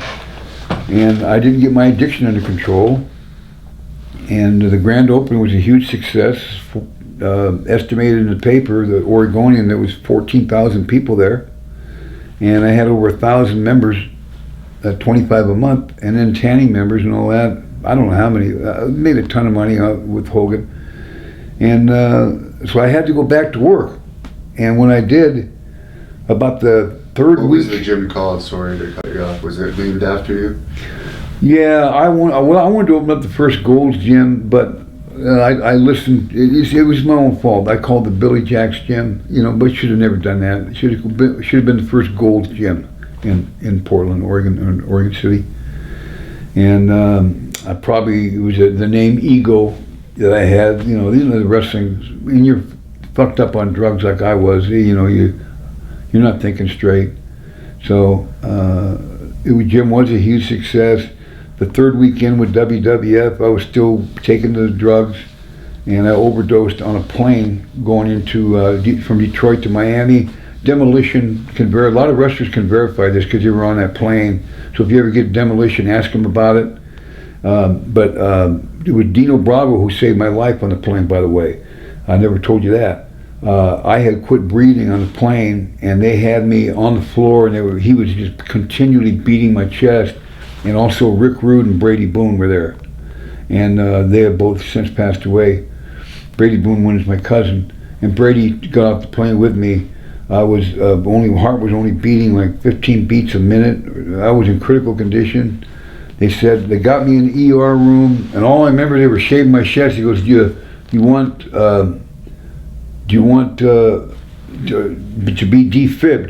Do you got to sign this paper?" So they go, "Huh?" I was like a dream, and so I signed this paper, and then next thing you know, they go, "Hold still." They put this rubber gum in my mouth, and it went, my whole body shot up like The Exorcist.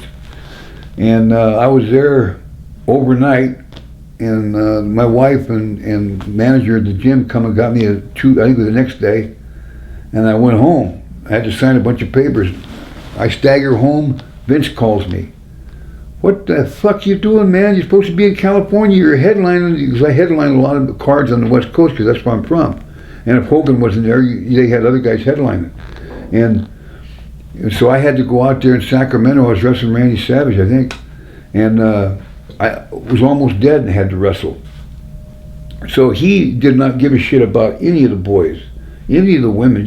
I mean, he just had no fucking heart. He cares about money. Now he's a billionaire. That's great. But so, hey, I continued and went down and wrestled, and it just got worse and worse for me. I tried to take some time off, couldn't. And I stayed with the company only a very short time. I think it was I worked maybe 4 or 5 more times. I seen booking sheets that had me on it, and there was no way I was on the card because I was already in Oregon. So the date we could figure out, but I don't really know at this time. But. And you mentioned you have your hair down because of the blade marks. Can you show us in the camera the blade marks you have? Yeah, this is my real hair, by the way. Yeah. But I don't know if you can see him there. I kind of gigged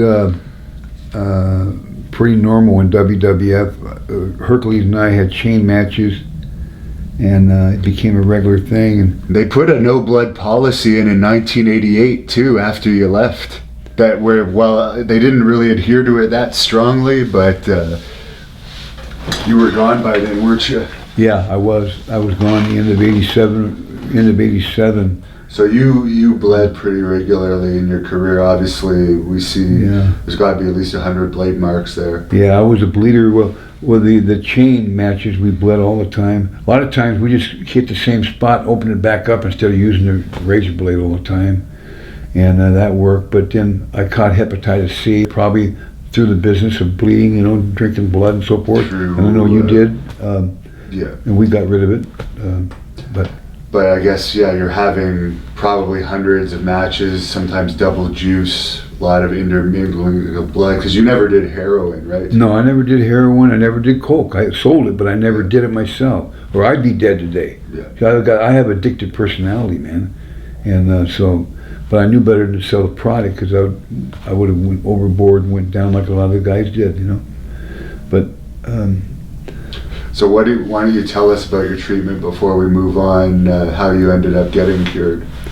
I know you got your papers right there too. Yeah, I bought the papers. I don't know if you want me to show them or not, but I was just proud because the last time that I talked to you, I had hepatitis C, and we didn't get off to the best of start, but that was more my fault really. And the thing is, you look like my son. You really do. I really think the world of you. I think you're the greatest thing that's ever happened to pro wrestling without kissing your ass. And I'm not an ass kisser, but I am hepatitis free.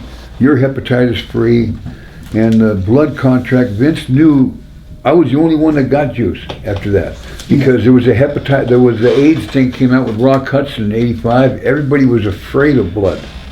In WrestleMania 3, I'm the only one that bled in WrestleMania 3.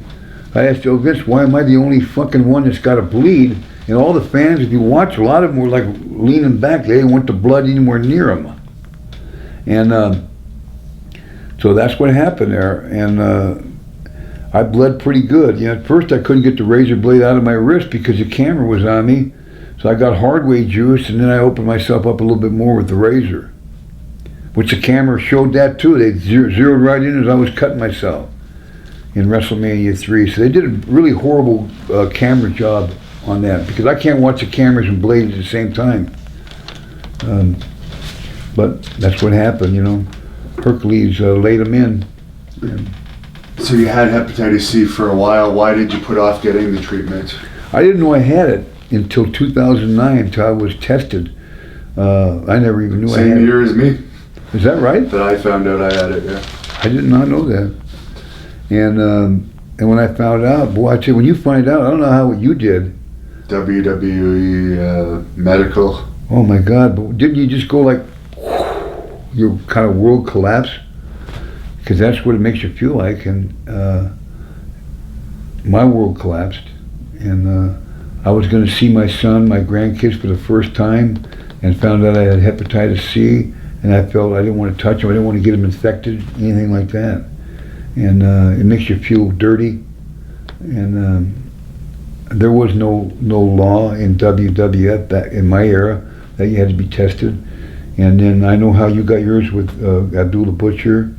And But they didn't even test for it regularly, I don't think, until the 90s. So yeah, you wouldn't even know you'd have it unless you had a severe liver issue where your doctor might request a test to see if that was causing the issue. So in the 70s and 80s, all those bloodbath years, you never knew what the other guys had. you know, that's true. There's probably, I'm sure I'm not the only one that had hepatitis C, because there were so many blade jobs back then. So there's probably a lot of guys, like you said, walking around that have it. And how Vince can say, no blood policy, and it's like, no blood policy, well, how come you're not with the WWE? You know, you should be headlining the WWE, WWF, WWE, AEW. Well, I am cured now. We're both cured now, so we can get that on the record. But Right. there is a stigma, and I believe that the stigma about it is what's causing it, but also why a lot of people don't go public about having it. For one thing, they won't get booked, and for another thing, it's associated with like a drug user's disease, even though you can get it if you were in Vietnam. I know Bobby Jaggers had it, who Ivan Koloff as well, Jacques Rougeau, but Bobby Jaggers fought in Vietnam, so he could have picked it up there and brought it here because he was a bleeder too. Yeah, I didn't know Bobby was with Bobby in I believe he '83. may have even passed away from it. You know, he might have. Bobby was a good worker. Hangman Bobby Jaggers, right? Yeah, he wrestled in Portland.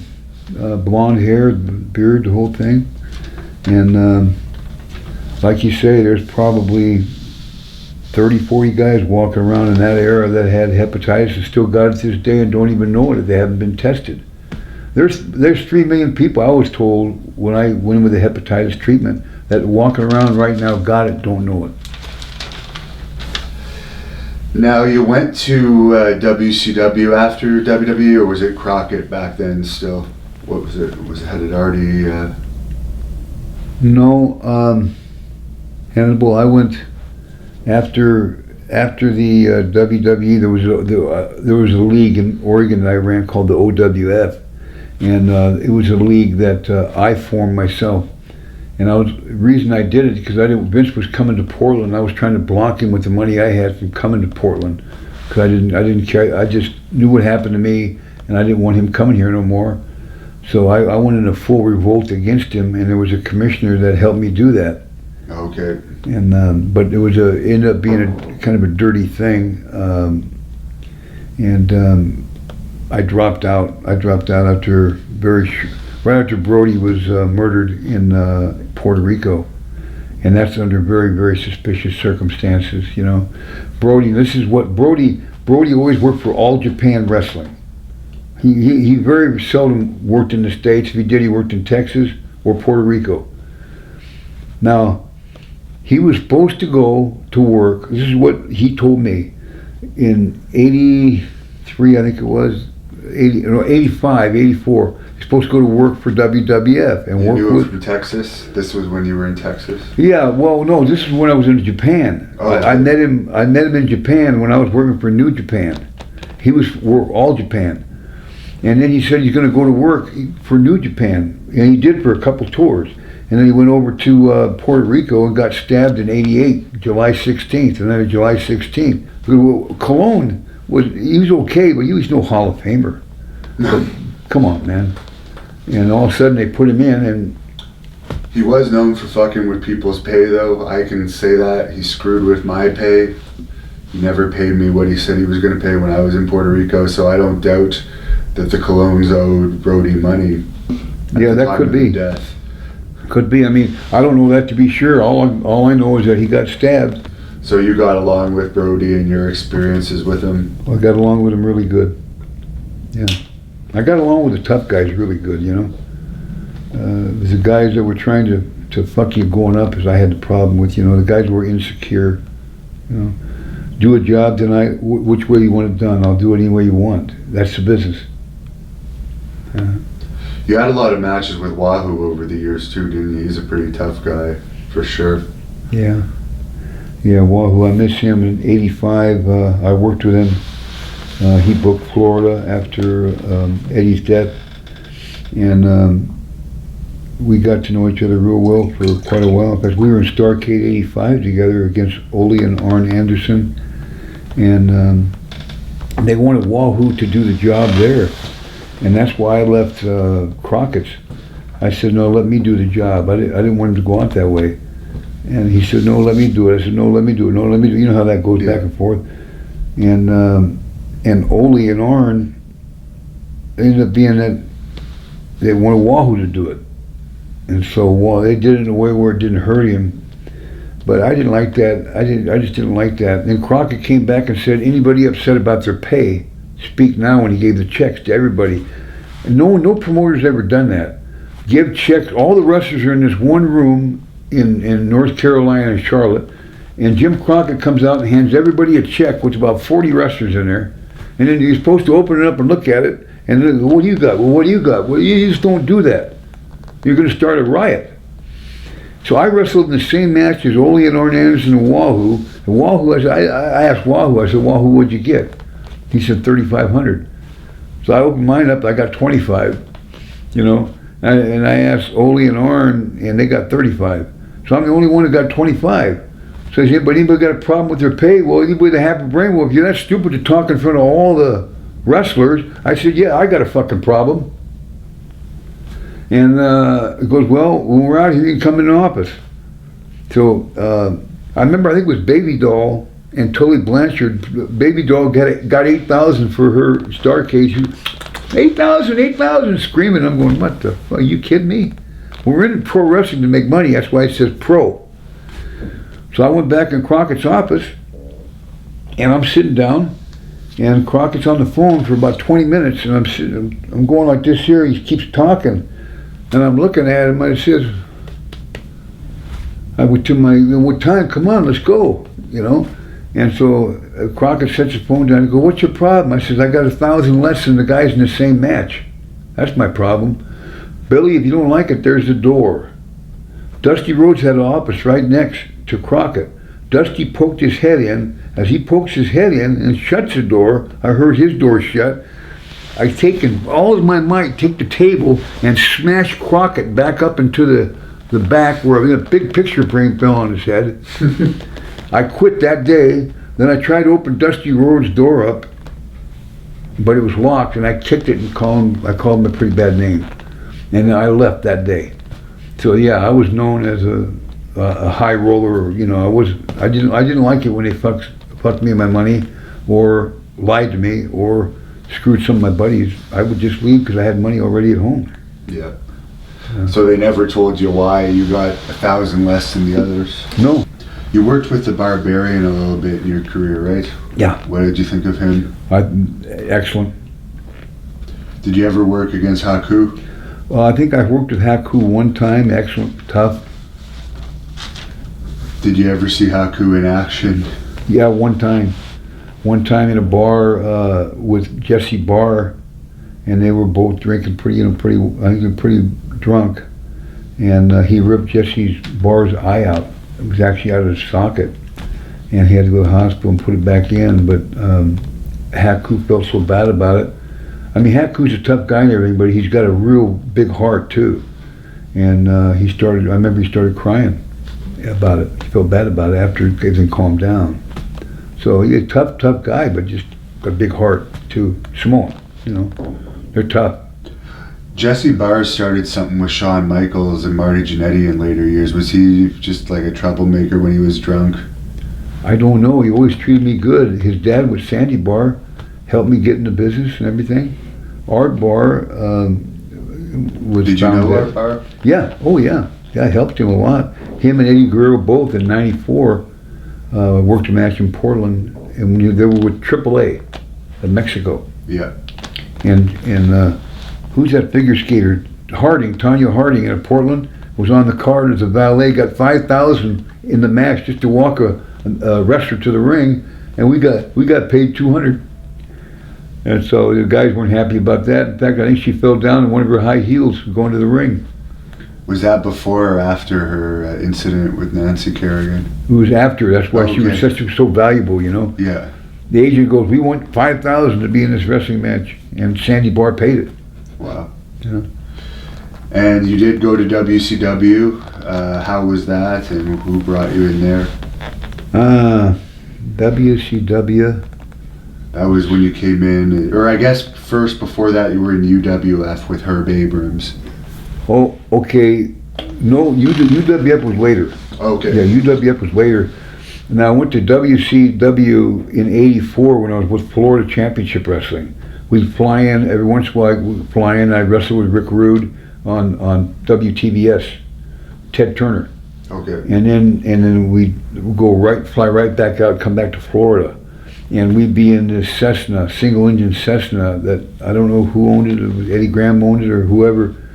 And one thing I'll tell you is this rib. Dusty Rhodes was always playing ribs on everybody because he'd go over too. And there was 5 guys that could fly in a plane. And Dusty would rib you. And so we decided to throw a rib on Dusty. So on the way back or the way to Atlanta, WTBS, we gave a cue for the pilot, who was the older guy, to fake a heart attack. And then the plane to start going descending. And so it was me, Mike Graham, Rick Rude, Dusty Rhodes, and the pilot. And so when we gave the cue, it was like, it says elephant, or I think elephant was the word used. And when we say elephant, the guy goes all of a sudden, and the plane just starts this little nosedive. Dusty was in the front and started freaking out. But yeah, God, it was a really pretty dirty rib, really. So when it was so good that we thought he actually had a heart attack. Yeah. And so when we landed on the ground, Dusty collapsed. So it wasn't really funny. But anyway, he never ribbed anybody again.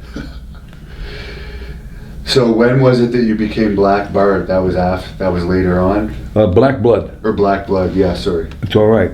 Half the time I didn't know who I was anyway. I was always out of character. And you were managed by Kevin Sullivan there, Oh, who God. is a buddy of mine. Oh, that was great, man. I could really tell you some stories about that one. I came back in '91 as Black Blood.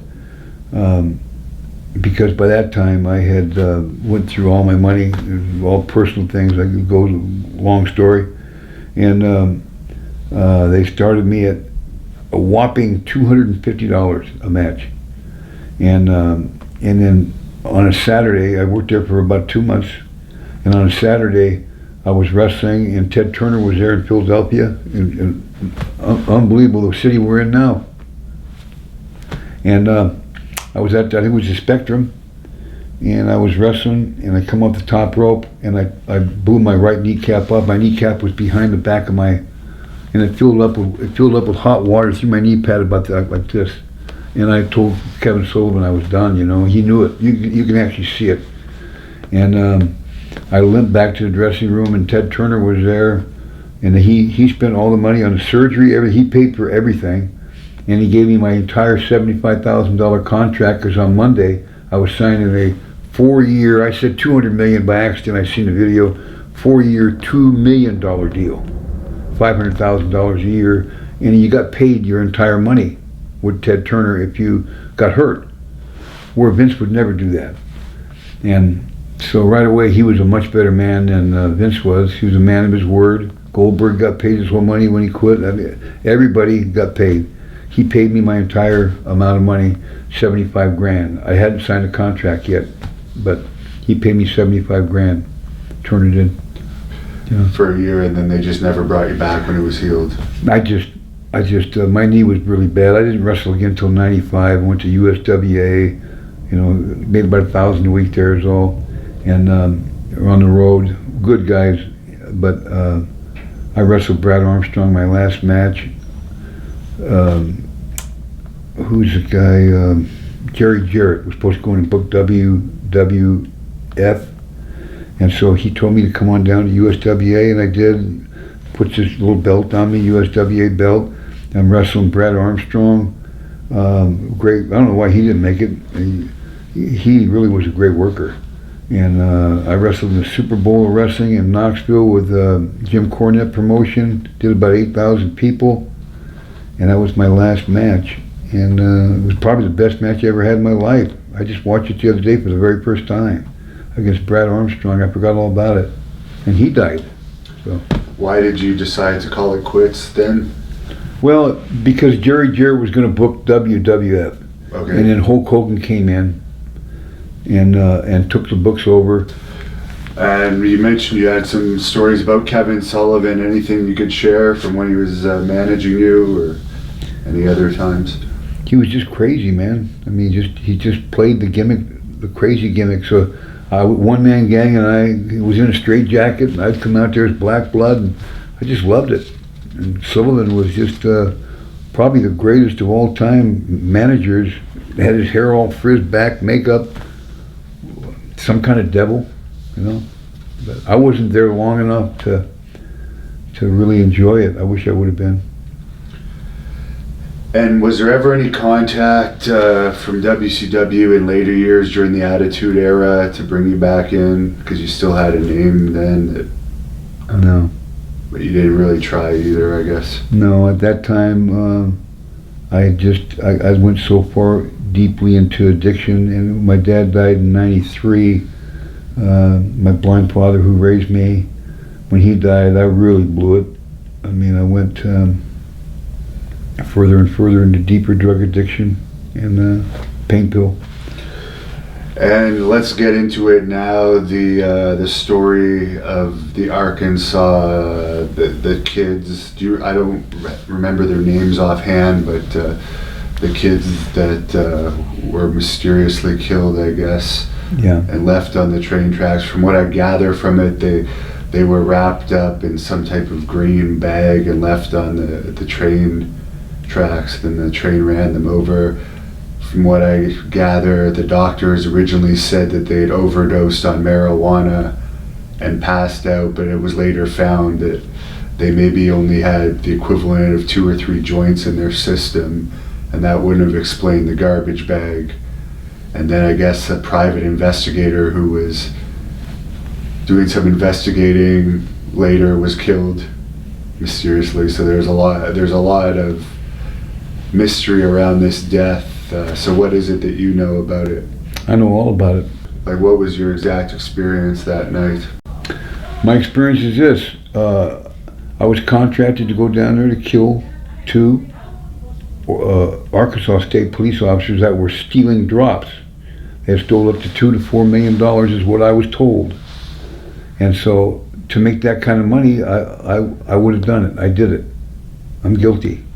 But that's not the way it happened, There ended up being, I was there at the drop site. The drop landed. Other witnesses said the same thing, corroborated exactly what I said 30 years after. Witnesses came forward and said they seen the kids being beat up by a couple of cops, taken back where the area by the tracks. The drop was right by or near the tracks, maybe 100 feet, 120 feet. Went to the tracks, we're on the tracks using the phone when we seen the kids. Kids took out, The cops took off. The two cops that were involved in the drops took out after him, brought him back, and they'd been beaten with flashlights. And they were over the shoulders of the two cops. The cops dropped him by the railroad tracks. I was up on the tracks, and I didn't do it, but I was there, so I'm an accomplice. It doesn't make no difference. They took and threw him up on the track. So why were the kids were just accidental witnesses? Is that the issue with the kids? That's right. They were just in the wrong place at the wrong time. I guess they were deer spotlighting. And so I said, these are just young kids. One kid was already dead. One kid was already beaten to death. And Kevin Ives was a kid that was alive. And he said, don't want to leave no witnesses. I said, well, it was a clean drop. I said, there was nothing taken at the drop site. And so I didn't want the kid to get killed. And one of the cops took the butt of the rifle and butted him in the back of the head and split his head. Boom, I just split him right in two, killed him instantly. Threw him up on the tracks by the hair and the crotch. They were handcuffed behind their back when they came back. And then I was told, and I did, put him between the tracks. But the tracks... You didn't actually see them put the kids on the tracks? I helped put the kids on the tracks. No, I was there. Okay. I helped. You know, and what you said was a green tarp. It was a tarp that was put over them so they'd be hidden when the train came by. I guess at 4:30, a train came by and ran over them. And they said they fell asleep because of, like you said, pot. Had nothing to do with pot.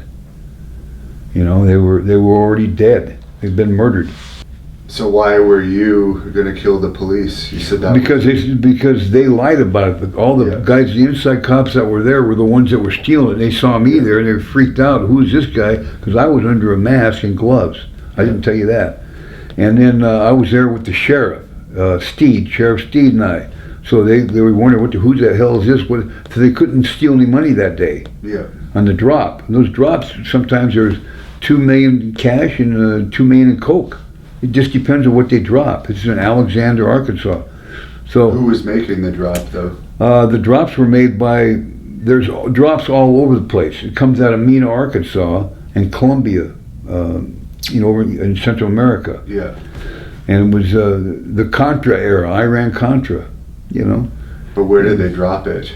They dropped it, there was an open field in Alexander's where they dropped it that night. Yeah. And they were dropping, I guess the drops were like every 2 weeks, every month, I'm not really sure in Alexander, but they were being stole. Yeah. And it wasn't going to happen again. So they were really watching the site. That's when I was there, sent down there, and I was going to beat the two guys to death with my bare fist with gloves. So you went down there by yourself? I went down there by myself after I wrestled King Kong Bundy in Detroit, Michigan. And guys have tried to say, oh no, he wrestled the 23rd or 22nd. No, I didn't. I did not wrestle. It's not on any card. I didn't wrestle till the 28th because my gym opened the 13th of September. I know exactly what happened. It's documented. Anybody can look it up. So you were paid to go there to kill whoever was stealing the drops. That's correct. That's right. You didn't know if it was police. You didn't know. I didn't care who it was. I didn't care who it was at that time. You were there by yourself. Yes. And then you randomly saw these police. Yes. Well, I had met them before, and they were, starstruck a little bit with the wrestling and all that stuff. We wrestled in Little Rock, I think, but very little in Arkansas. Louisville, stuff like that. We did. Kentucky. Still doesn't really ever come to Arkansas. Yeah, it just very rarely does. But they knew who I was and the muscle and all that stuff. I'd been around the dope game for a long time. So did the police that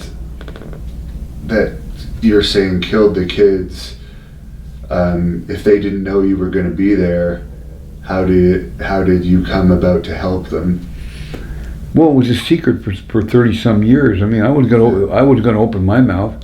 No, but like that night, if you were by yourself and nobody knew you were going to be there other than the person that contracted you, how did you end up helping the police put the kids on the tracks?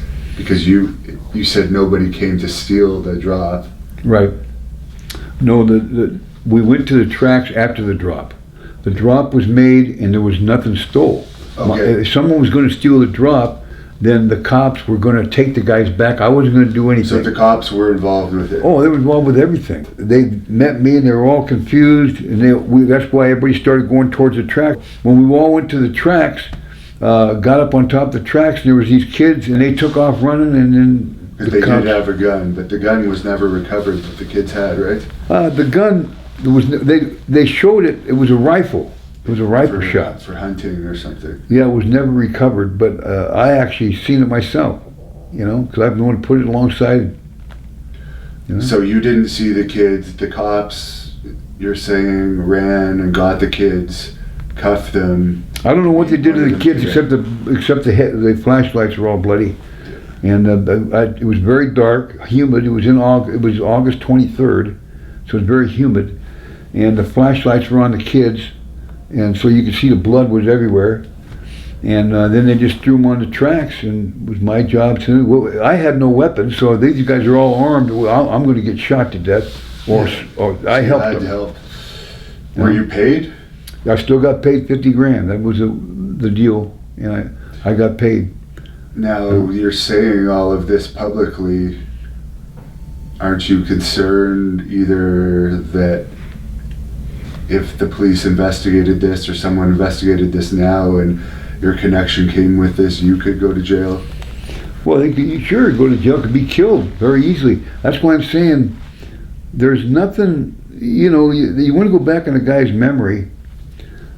I went and talked to Linda Ives, who I went down there twice. There was nothing like to gain or lose. This has been on the news down there in Arkansas. Yeah, ABC. I saw the news. I mean, but why would you come out about it? Conscience, man. Conscience, my conscience. I have a heart. I miss my son. I was a very, very, I've had really a kind of a screwed up life. A lot of it is my own fault. But I would never kill a kid. But I have taken people out, and I've done contracts with broken legs. I've done a lot of bad things, And it said, well, are you scared? Well, have I ever been scared? Fuck no. I've never been scared of nothing in my life. When you're raped at 4 years old, you're scared of nothing. I could take 1,000 showers and not be clean. I still feel something in my butt. That's just the way it is, man. I'm not afraid of nothing. They want to come after me, come after me.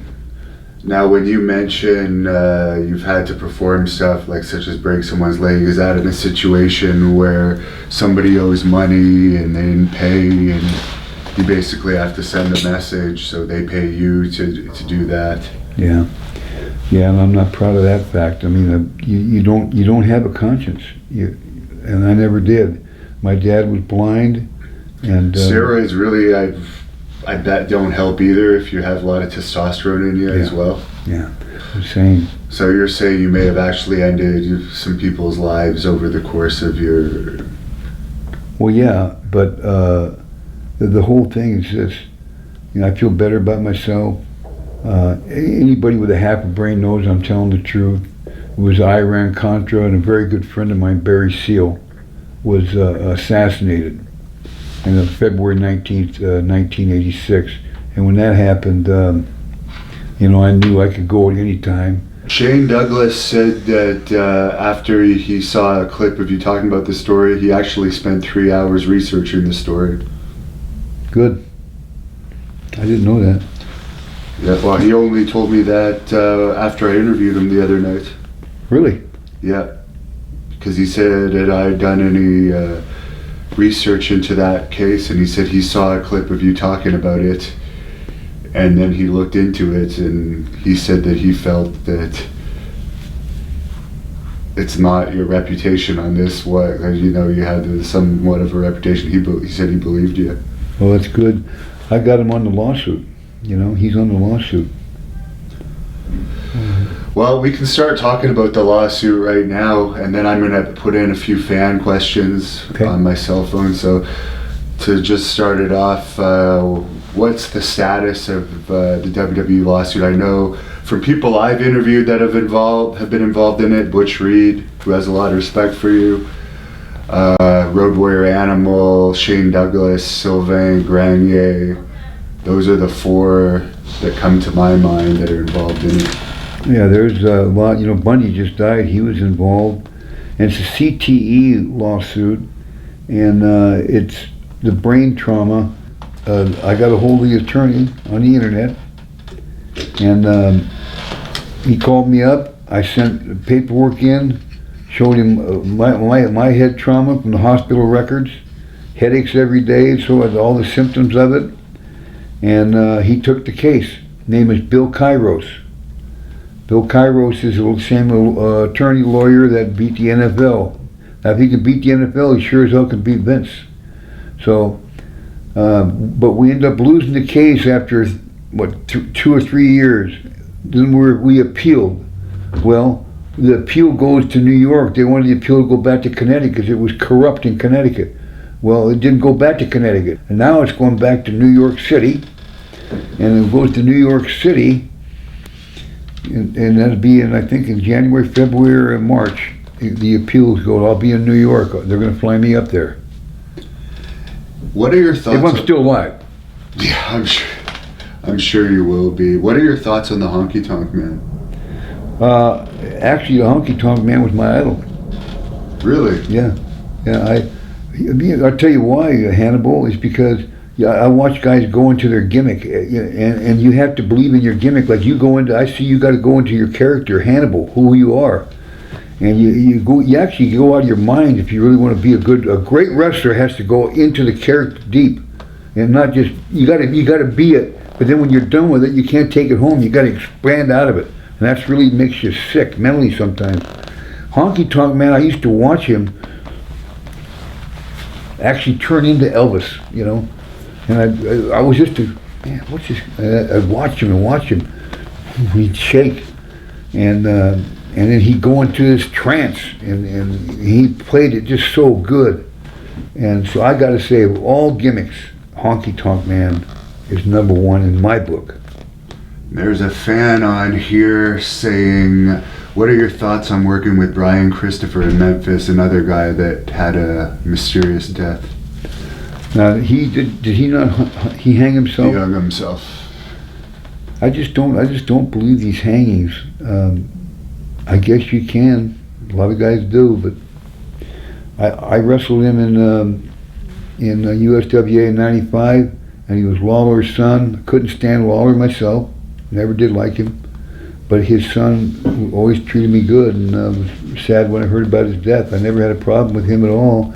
Except for when I went off in Louisville, that night I heard him talking to his dad, Jerry Lawler, and I went around the corner and he was wrestling me for the belt, because I had the belt, USWA, Tuesday in Memphis, and they were saying something about take his knee out or something, take my knee out. So I listened some more, and I was standing right there. I couldn't believe they were talking. I'm standing right there about 10 feet away, but their backs were to me. So I said, hey, fuck this shit, man. So I went outside, and so I rushed the ring. And I wasn't even supposed to be in the ring. And I went out there and I got on the mic, and as you can see, it says Billy Jack goes off on Louisville, 145,000 hits. I went to the ring myself in civilian clothes. And I grabbed the mic, I grabbed the statue, I broke it, and I started beating the shit out of Mike Christopher with it. Shooting, I was shooting with it. I beat the shit out of him with the trophy, because he said he's going to take my knee out. And you see Jerry Lawler come to the ring like he was afraid to get in the ring because I wasn't moving. And finally I went to the floor, and that was the best of Louisville. Why was it you didn't like Lawler? It's just like the arrogance of the man, you know. He didn't want to do a job. He wasn't business. He would never want to put you over. Egotistical. Not one of the boys. Like young girls. In fact, I think he got in trouble with a 12. When I heard about that, I wanted to just break the guy's neck. In fact, that's why was Sid Vicious or somebody took his place one day. He was supposed to wrestle Lawler, and all of a sudden he called in sick, and I wrestled Sid Vicious. So, hey, Lawler was just a punk and a pussy. I never did like him. There's a fan on here from Sweden that's wondering what you would consider your greatest match. God, that's a good question. I think probably Randy Savage, Rick Rude, Hercules Hernandez. Again, could have been the last one with Brad Armstrong at 42. It was my last match ever. And that's on, I just saw it on YouTube on Super Bowl of Wrestling in Knoxville, Tennessee, 95 against Brad Armstrong. And Brad was so good. He's just like you. He's a greatest talent. But you should be in the big leagues right now. But that stupid thing with the hepatitis C, it's just crazy. Well, you're not in the main events in WWE or AEW right now, Hannibal. And what was Hercules Hernandez like as a person, someone's asking? Just on a scale of 1 to 10, a 9.9. Just great guy. Someone's asking, did you get any negative feedback from the Henning family after you publicly gave your thoughts about Curt Henning's death in 2006? I guess for people that don't know, what were those thoughts? Well, you're talking about his death of cocaine intoxication? Yeah. Well, yeah, because I'm the one who sold him the cocaine, and so I felt really bad about it, and I wasn't, told the truth about it, but I never heard anything from his dad or his sons or anybody. They know he had a cocaine problem, so it wasn't. Listen, I'll take the heat for it because I sold it, but you were still selling in 2006? No. But I got him hooked on it. Oh, when you were younger. He never quit it. He did it for 20-some years. Yeah. I gave him his first hits of cocaine, and he got hooked through me for a couple of years. And Buddy Rose too died 2009, cocaine overdose. Adrian Adonis got hooked through me and eventually died. He's doing the toilet and JYD. All these guys that are gone went through me in the 80s. So I got them hooked, so that doesn't make me feel good that they died because they stopped their addiction. I couldn't stop my addiction to pain pills either. Should have killed me. Heck, I wish it would have. Do you have any memories of Andre the Giant? Yeah, when he went to court with fathering a child, I think, and it was in Portland, and he said he didn't do it. And in court, we went to back him up.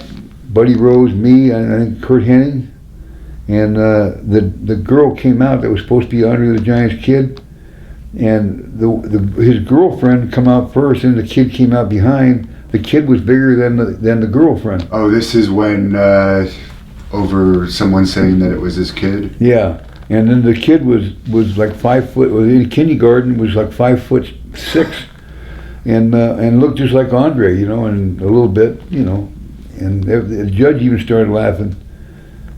And so. So you were one of the ones testifying on Andre's behalf? Didn't get a chance to. It was over before it started.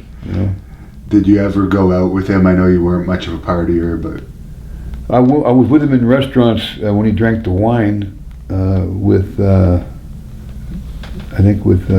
Dusty Rhodes one time, and he kept burping, and Harley Race, and he kept these big belches. It sounded like guns going off.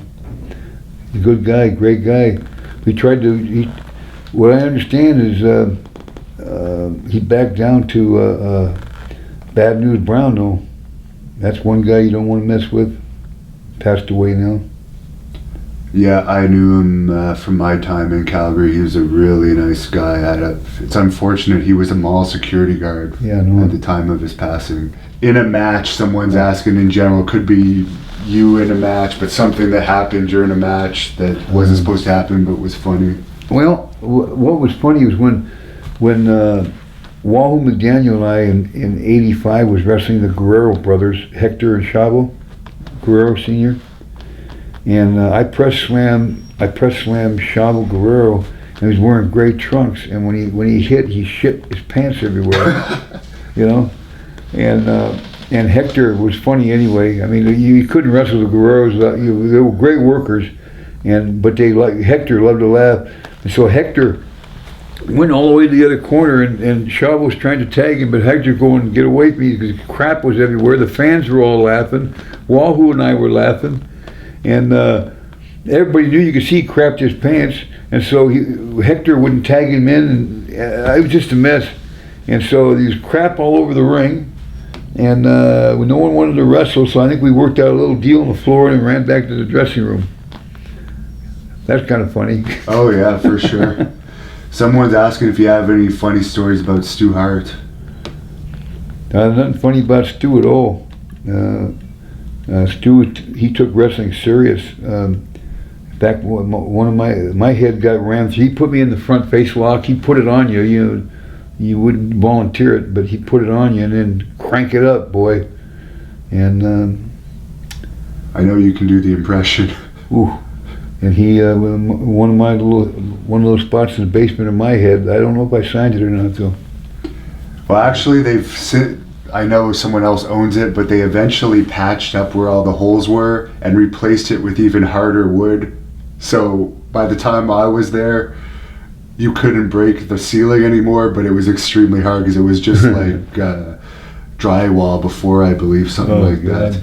Someone's asking if you have any memories of wrestling in the San Francisco Bay Area. Well, yeah, I do. Back in 85 or 86, I went down there, and Andy Gibb was doing a concert in San Francisco, 85, 86. And there's another guy that died. He died in 88, and I turned him on to coke in Florida.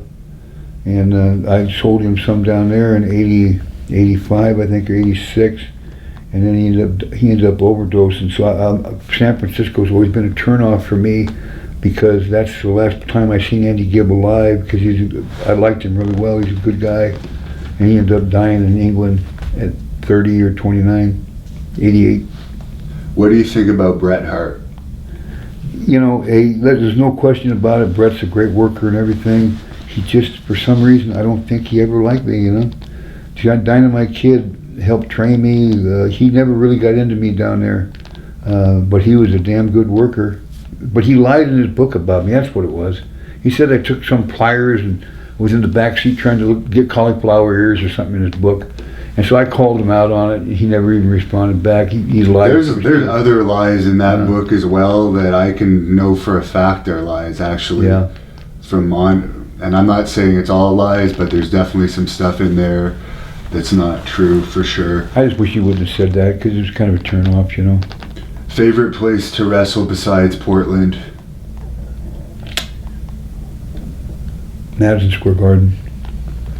Now, this is something we talked about off camera today. Do you still believe Benoit was murdered and everything you said in the RF shoot interview you did years ago? I would say in my heart of hearts, I believe that homicide occurred the way that they said it did. At that time, I was drugged out of my head, so I think that's probably, no, I don't believe that Vince had anything to do with that. Now, this is a question from someone in Canada. Do you use cannabis? Why or why not? I haven't used cannabis since I was young, so maybe I should start using it. There's tons of questions on here. What did you think of Owen Hart as the Blue Blazer? Well, now Owen Hart was probably the best of the Harts, even better than Bret. Did you ever use the full Nelson in a shoot fight? No. I actually, as a bouncer, I saw another bouncer actually throw someone out with a full Nelson once, and I thought it was hilarious. Who was your favorite opponent? I have probably three. Rick Rude, Randy Savage, and Hercules Hernandez. And the favorite phase of your career, like what period of time do you think you did your best work? I think it was probably 84, like 30, 40 front cover magazines. I accidentally didn't even know it. Someone says they wish you a good Thanksgiving. How do you like your turkey, oven roasted or deep fried? I can't afford one. No, I like deep fried. Is that haircut based off of the movie Kingpin, the bowling movie? No. Hey man, I don't know why. I'm probably going to get a haircut when I get home because I'm going to keep it long in the back and cut it up here. I've always been a little leery of these scars, and that's why I kind of comb it down. But I'm getting so old now, the wrinkled up, 66. I just decided to let it all hang out, man. I don't got long to live, and that's why I want to come clean with my life. Best town for ring rats. I never got into the ring rat thing because my sexual drive and everything was all so screwed up when I was raped at 4 to 8. So that's kind of never got into the ring rat thing at all. Thoughts on Ole Anderson? Ole Anderson? Yeah. I always got on good with Ole Anderson. I know he was a tough guy and everything, and he got a lot of heat for being tough, but he was never tough at business with me. What did you think about Dino Bravo's murder? Obviously, he was executed by the mob. Well, Dino was into the same things I was into, you know, and hey, I'll probably end up with the same fate that Dino ended up with. It's just you play by the drummer, you die by the drummer, and eventually it catches up with you. What did you think about the Iron Sheik? Iron Sheik was okay. A little egotistical. I know he was a great wrestler over in Iran. He had to do a job for me once, and he told me, he took me to the side and says, "Billy Jack, I want to tell you I'm the former WWF champion. You're not beating no jabroni here." And I thought that was kind of funny, and so they worked an angle out where Nikolai Volkov. And anyway, I liked him. He just you know. He was a world champion, but it's all a work, man. It's all a work. But he's okay. Thoughts on Donald Trump? Hey, I'm not Trump and McMahon are best of friends. But as far as if I had a president, I'd want a guy wearing an American hat right now than anything. So I'm a Trumper. Who's your favorite wrestling commentator? Gordon Soley. Favorite wrestling league that you watch now? I'm going to guess it's Great North Wrestling. Well, besides Great North Wrestling, it's AEW. Someone says you mentioned that you might pass away soon. Do you have any fear of dying? No, absolutely not. Now, this is an interesting question, but thoughts on the WWE Hall of Fame? Joke. I mean, I don't put it this, not because I'm not in it. I could chow wouldn't even go in it anyway. But the point is, it's just it's kind of like just a joke to me. Well, when they put Coco Beware in the WWE Hall of Fame, they set the bar pretty low. I think you're definitely above Coco Beware. Well, I'm a little taller. What's your opinion on the success of Jesse the Body Ventura? I think if you got to go by one wrestler as a pedestal, you got to go by him as the best because he became governor, and he was for the wrestlers in the union after WrestleMania 3, and I was all ready to join it. You know, but before I could even say a word, Hulk Hogan kiboshed it, and Vince, and that's why I'm against the WWE right now and trying to take him down, or at least have him get a union and help the boys. Best weapon to use in a street fight other than a firearm, in your opinion? Fist. What was your favorite painkiller? Oh, Vicodin. Have you seen Orange Cassidy in AEW? I have not. I have not. I just started watching it. Okay. Have you heard about this whole Jim Cornette debacle that's happened this weekend, or this week? He's been released from NWA. You know, I heard a little bit about it yesterday at the convention, but what was it about? He made a joke about Ethiopians liking fried chicken, and he was forced to resign over it, I guess. Well, I don't understand what's wrong with that, but they can look at it as racist, I guess. I mean, you can't call racism on everything, man. You just can't do it. When I boxed with mostly black guys, and I got along great with everyone. And I just don't understand why racism is a big play anymore. We had a black president, for God's sake. It's over. Can't keep crying racism all the time, man. The guy on here says he just wanted to say you were one of his favorite wrestlers. Last two questions I'll ask on here. Which wrestler was the most forthcoming with information and willing to help you succeed in the business when you first broke in? Rip the Crippler Oliver in Portland, Oregon, and Dr. D. David Schultz. Thoughts on Bill Watts? Hey, listen, I only worked for Bill Watts one time. I came in for Bill and worked with Kamala in 1984, and that was the first job I ever done in wrestling. I wrestled Kamala. We had a great match, and boom, he beat me right in the middle. It's the first real job I ever done, and business the whole way. Got paid $1,000 for it. Watts paid me, and that's business. Would you consider appearing for a television wrestling company if you made the offer? I know you mentioned on the other video you'd manage me in AEW, but I'd love to manage you. You know, I'd love to manage you. You're the greatest talent, Hannibal, that's not been picked. So yeah, if AEW would ever go along with that, but some of these things I said about Dusty, you got to take a lot of stuff back. But yeah, I'd love to manage you. Someone from the Philippines says that the Philippines love you, and yeah, so thanks everyone for the questions. We really appreciate it. He's got to get on his flight soon, so we're cutting it off, but this was a great extended shoot interview. Last fan question, I'll say it because I'm shutting this down. Who would you get to play your part if a movie was made about your life? Hannibal. Oh, thank you very much. They'd have to give me a wig. And to close this off, do you want to just say where they can follow you on Twitter? I got a Twitter account. Right now, on the top of my head, I've got such a splitting headache right now, I can't even think of it. It's BJH. I'll put it up on the screen. God, I forgot. And I'll unblock you from my personal Twitter. Okay. I'll search it up and... Well, can you unblock me? Yeah, okay. And I'll put it up there. Okay, good. Any final comments for the fans to close this off? Yeah, there is. I mean, without the fans, Hannibal, and I'm sure you agree with this. I mean, you go into your gimmick really well, and I used to be a great wrestler without being egotistical is hard to do. To be a great wrestler, to go into your gimmick and then come back to who you are, that is a great wrestler. Not the ego, the part that you can play into the ring and do your business and do a job if you have to, or get over if you have to, but come back into reality and go home to your family, whatever. That's the reality to wrestling. If not, you get lost in the egotism of it. And that's why I got in a lot of fights, because I never had an ego in this business.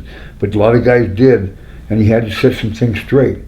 Like I said, I was undefeated in locker room fights, but let me tell you, there's a lot of guys that can kick my ass in pro wrestling. I'll admit that right now. I don't want to come across like the toughest guy in the world. Believe me, I'm not. But I just would never back down. It's like you. It's just you got to stand your ground, or you'll get run over in this business. And that's what I did. Whether that's good or bad, I don't know. But I did that. Obviously, look where I'm at. It probably wasn't good for me.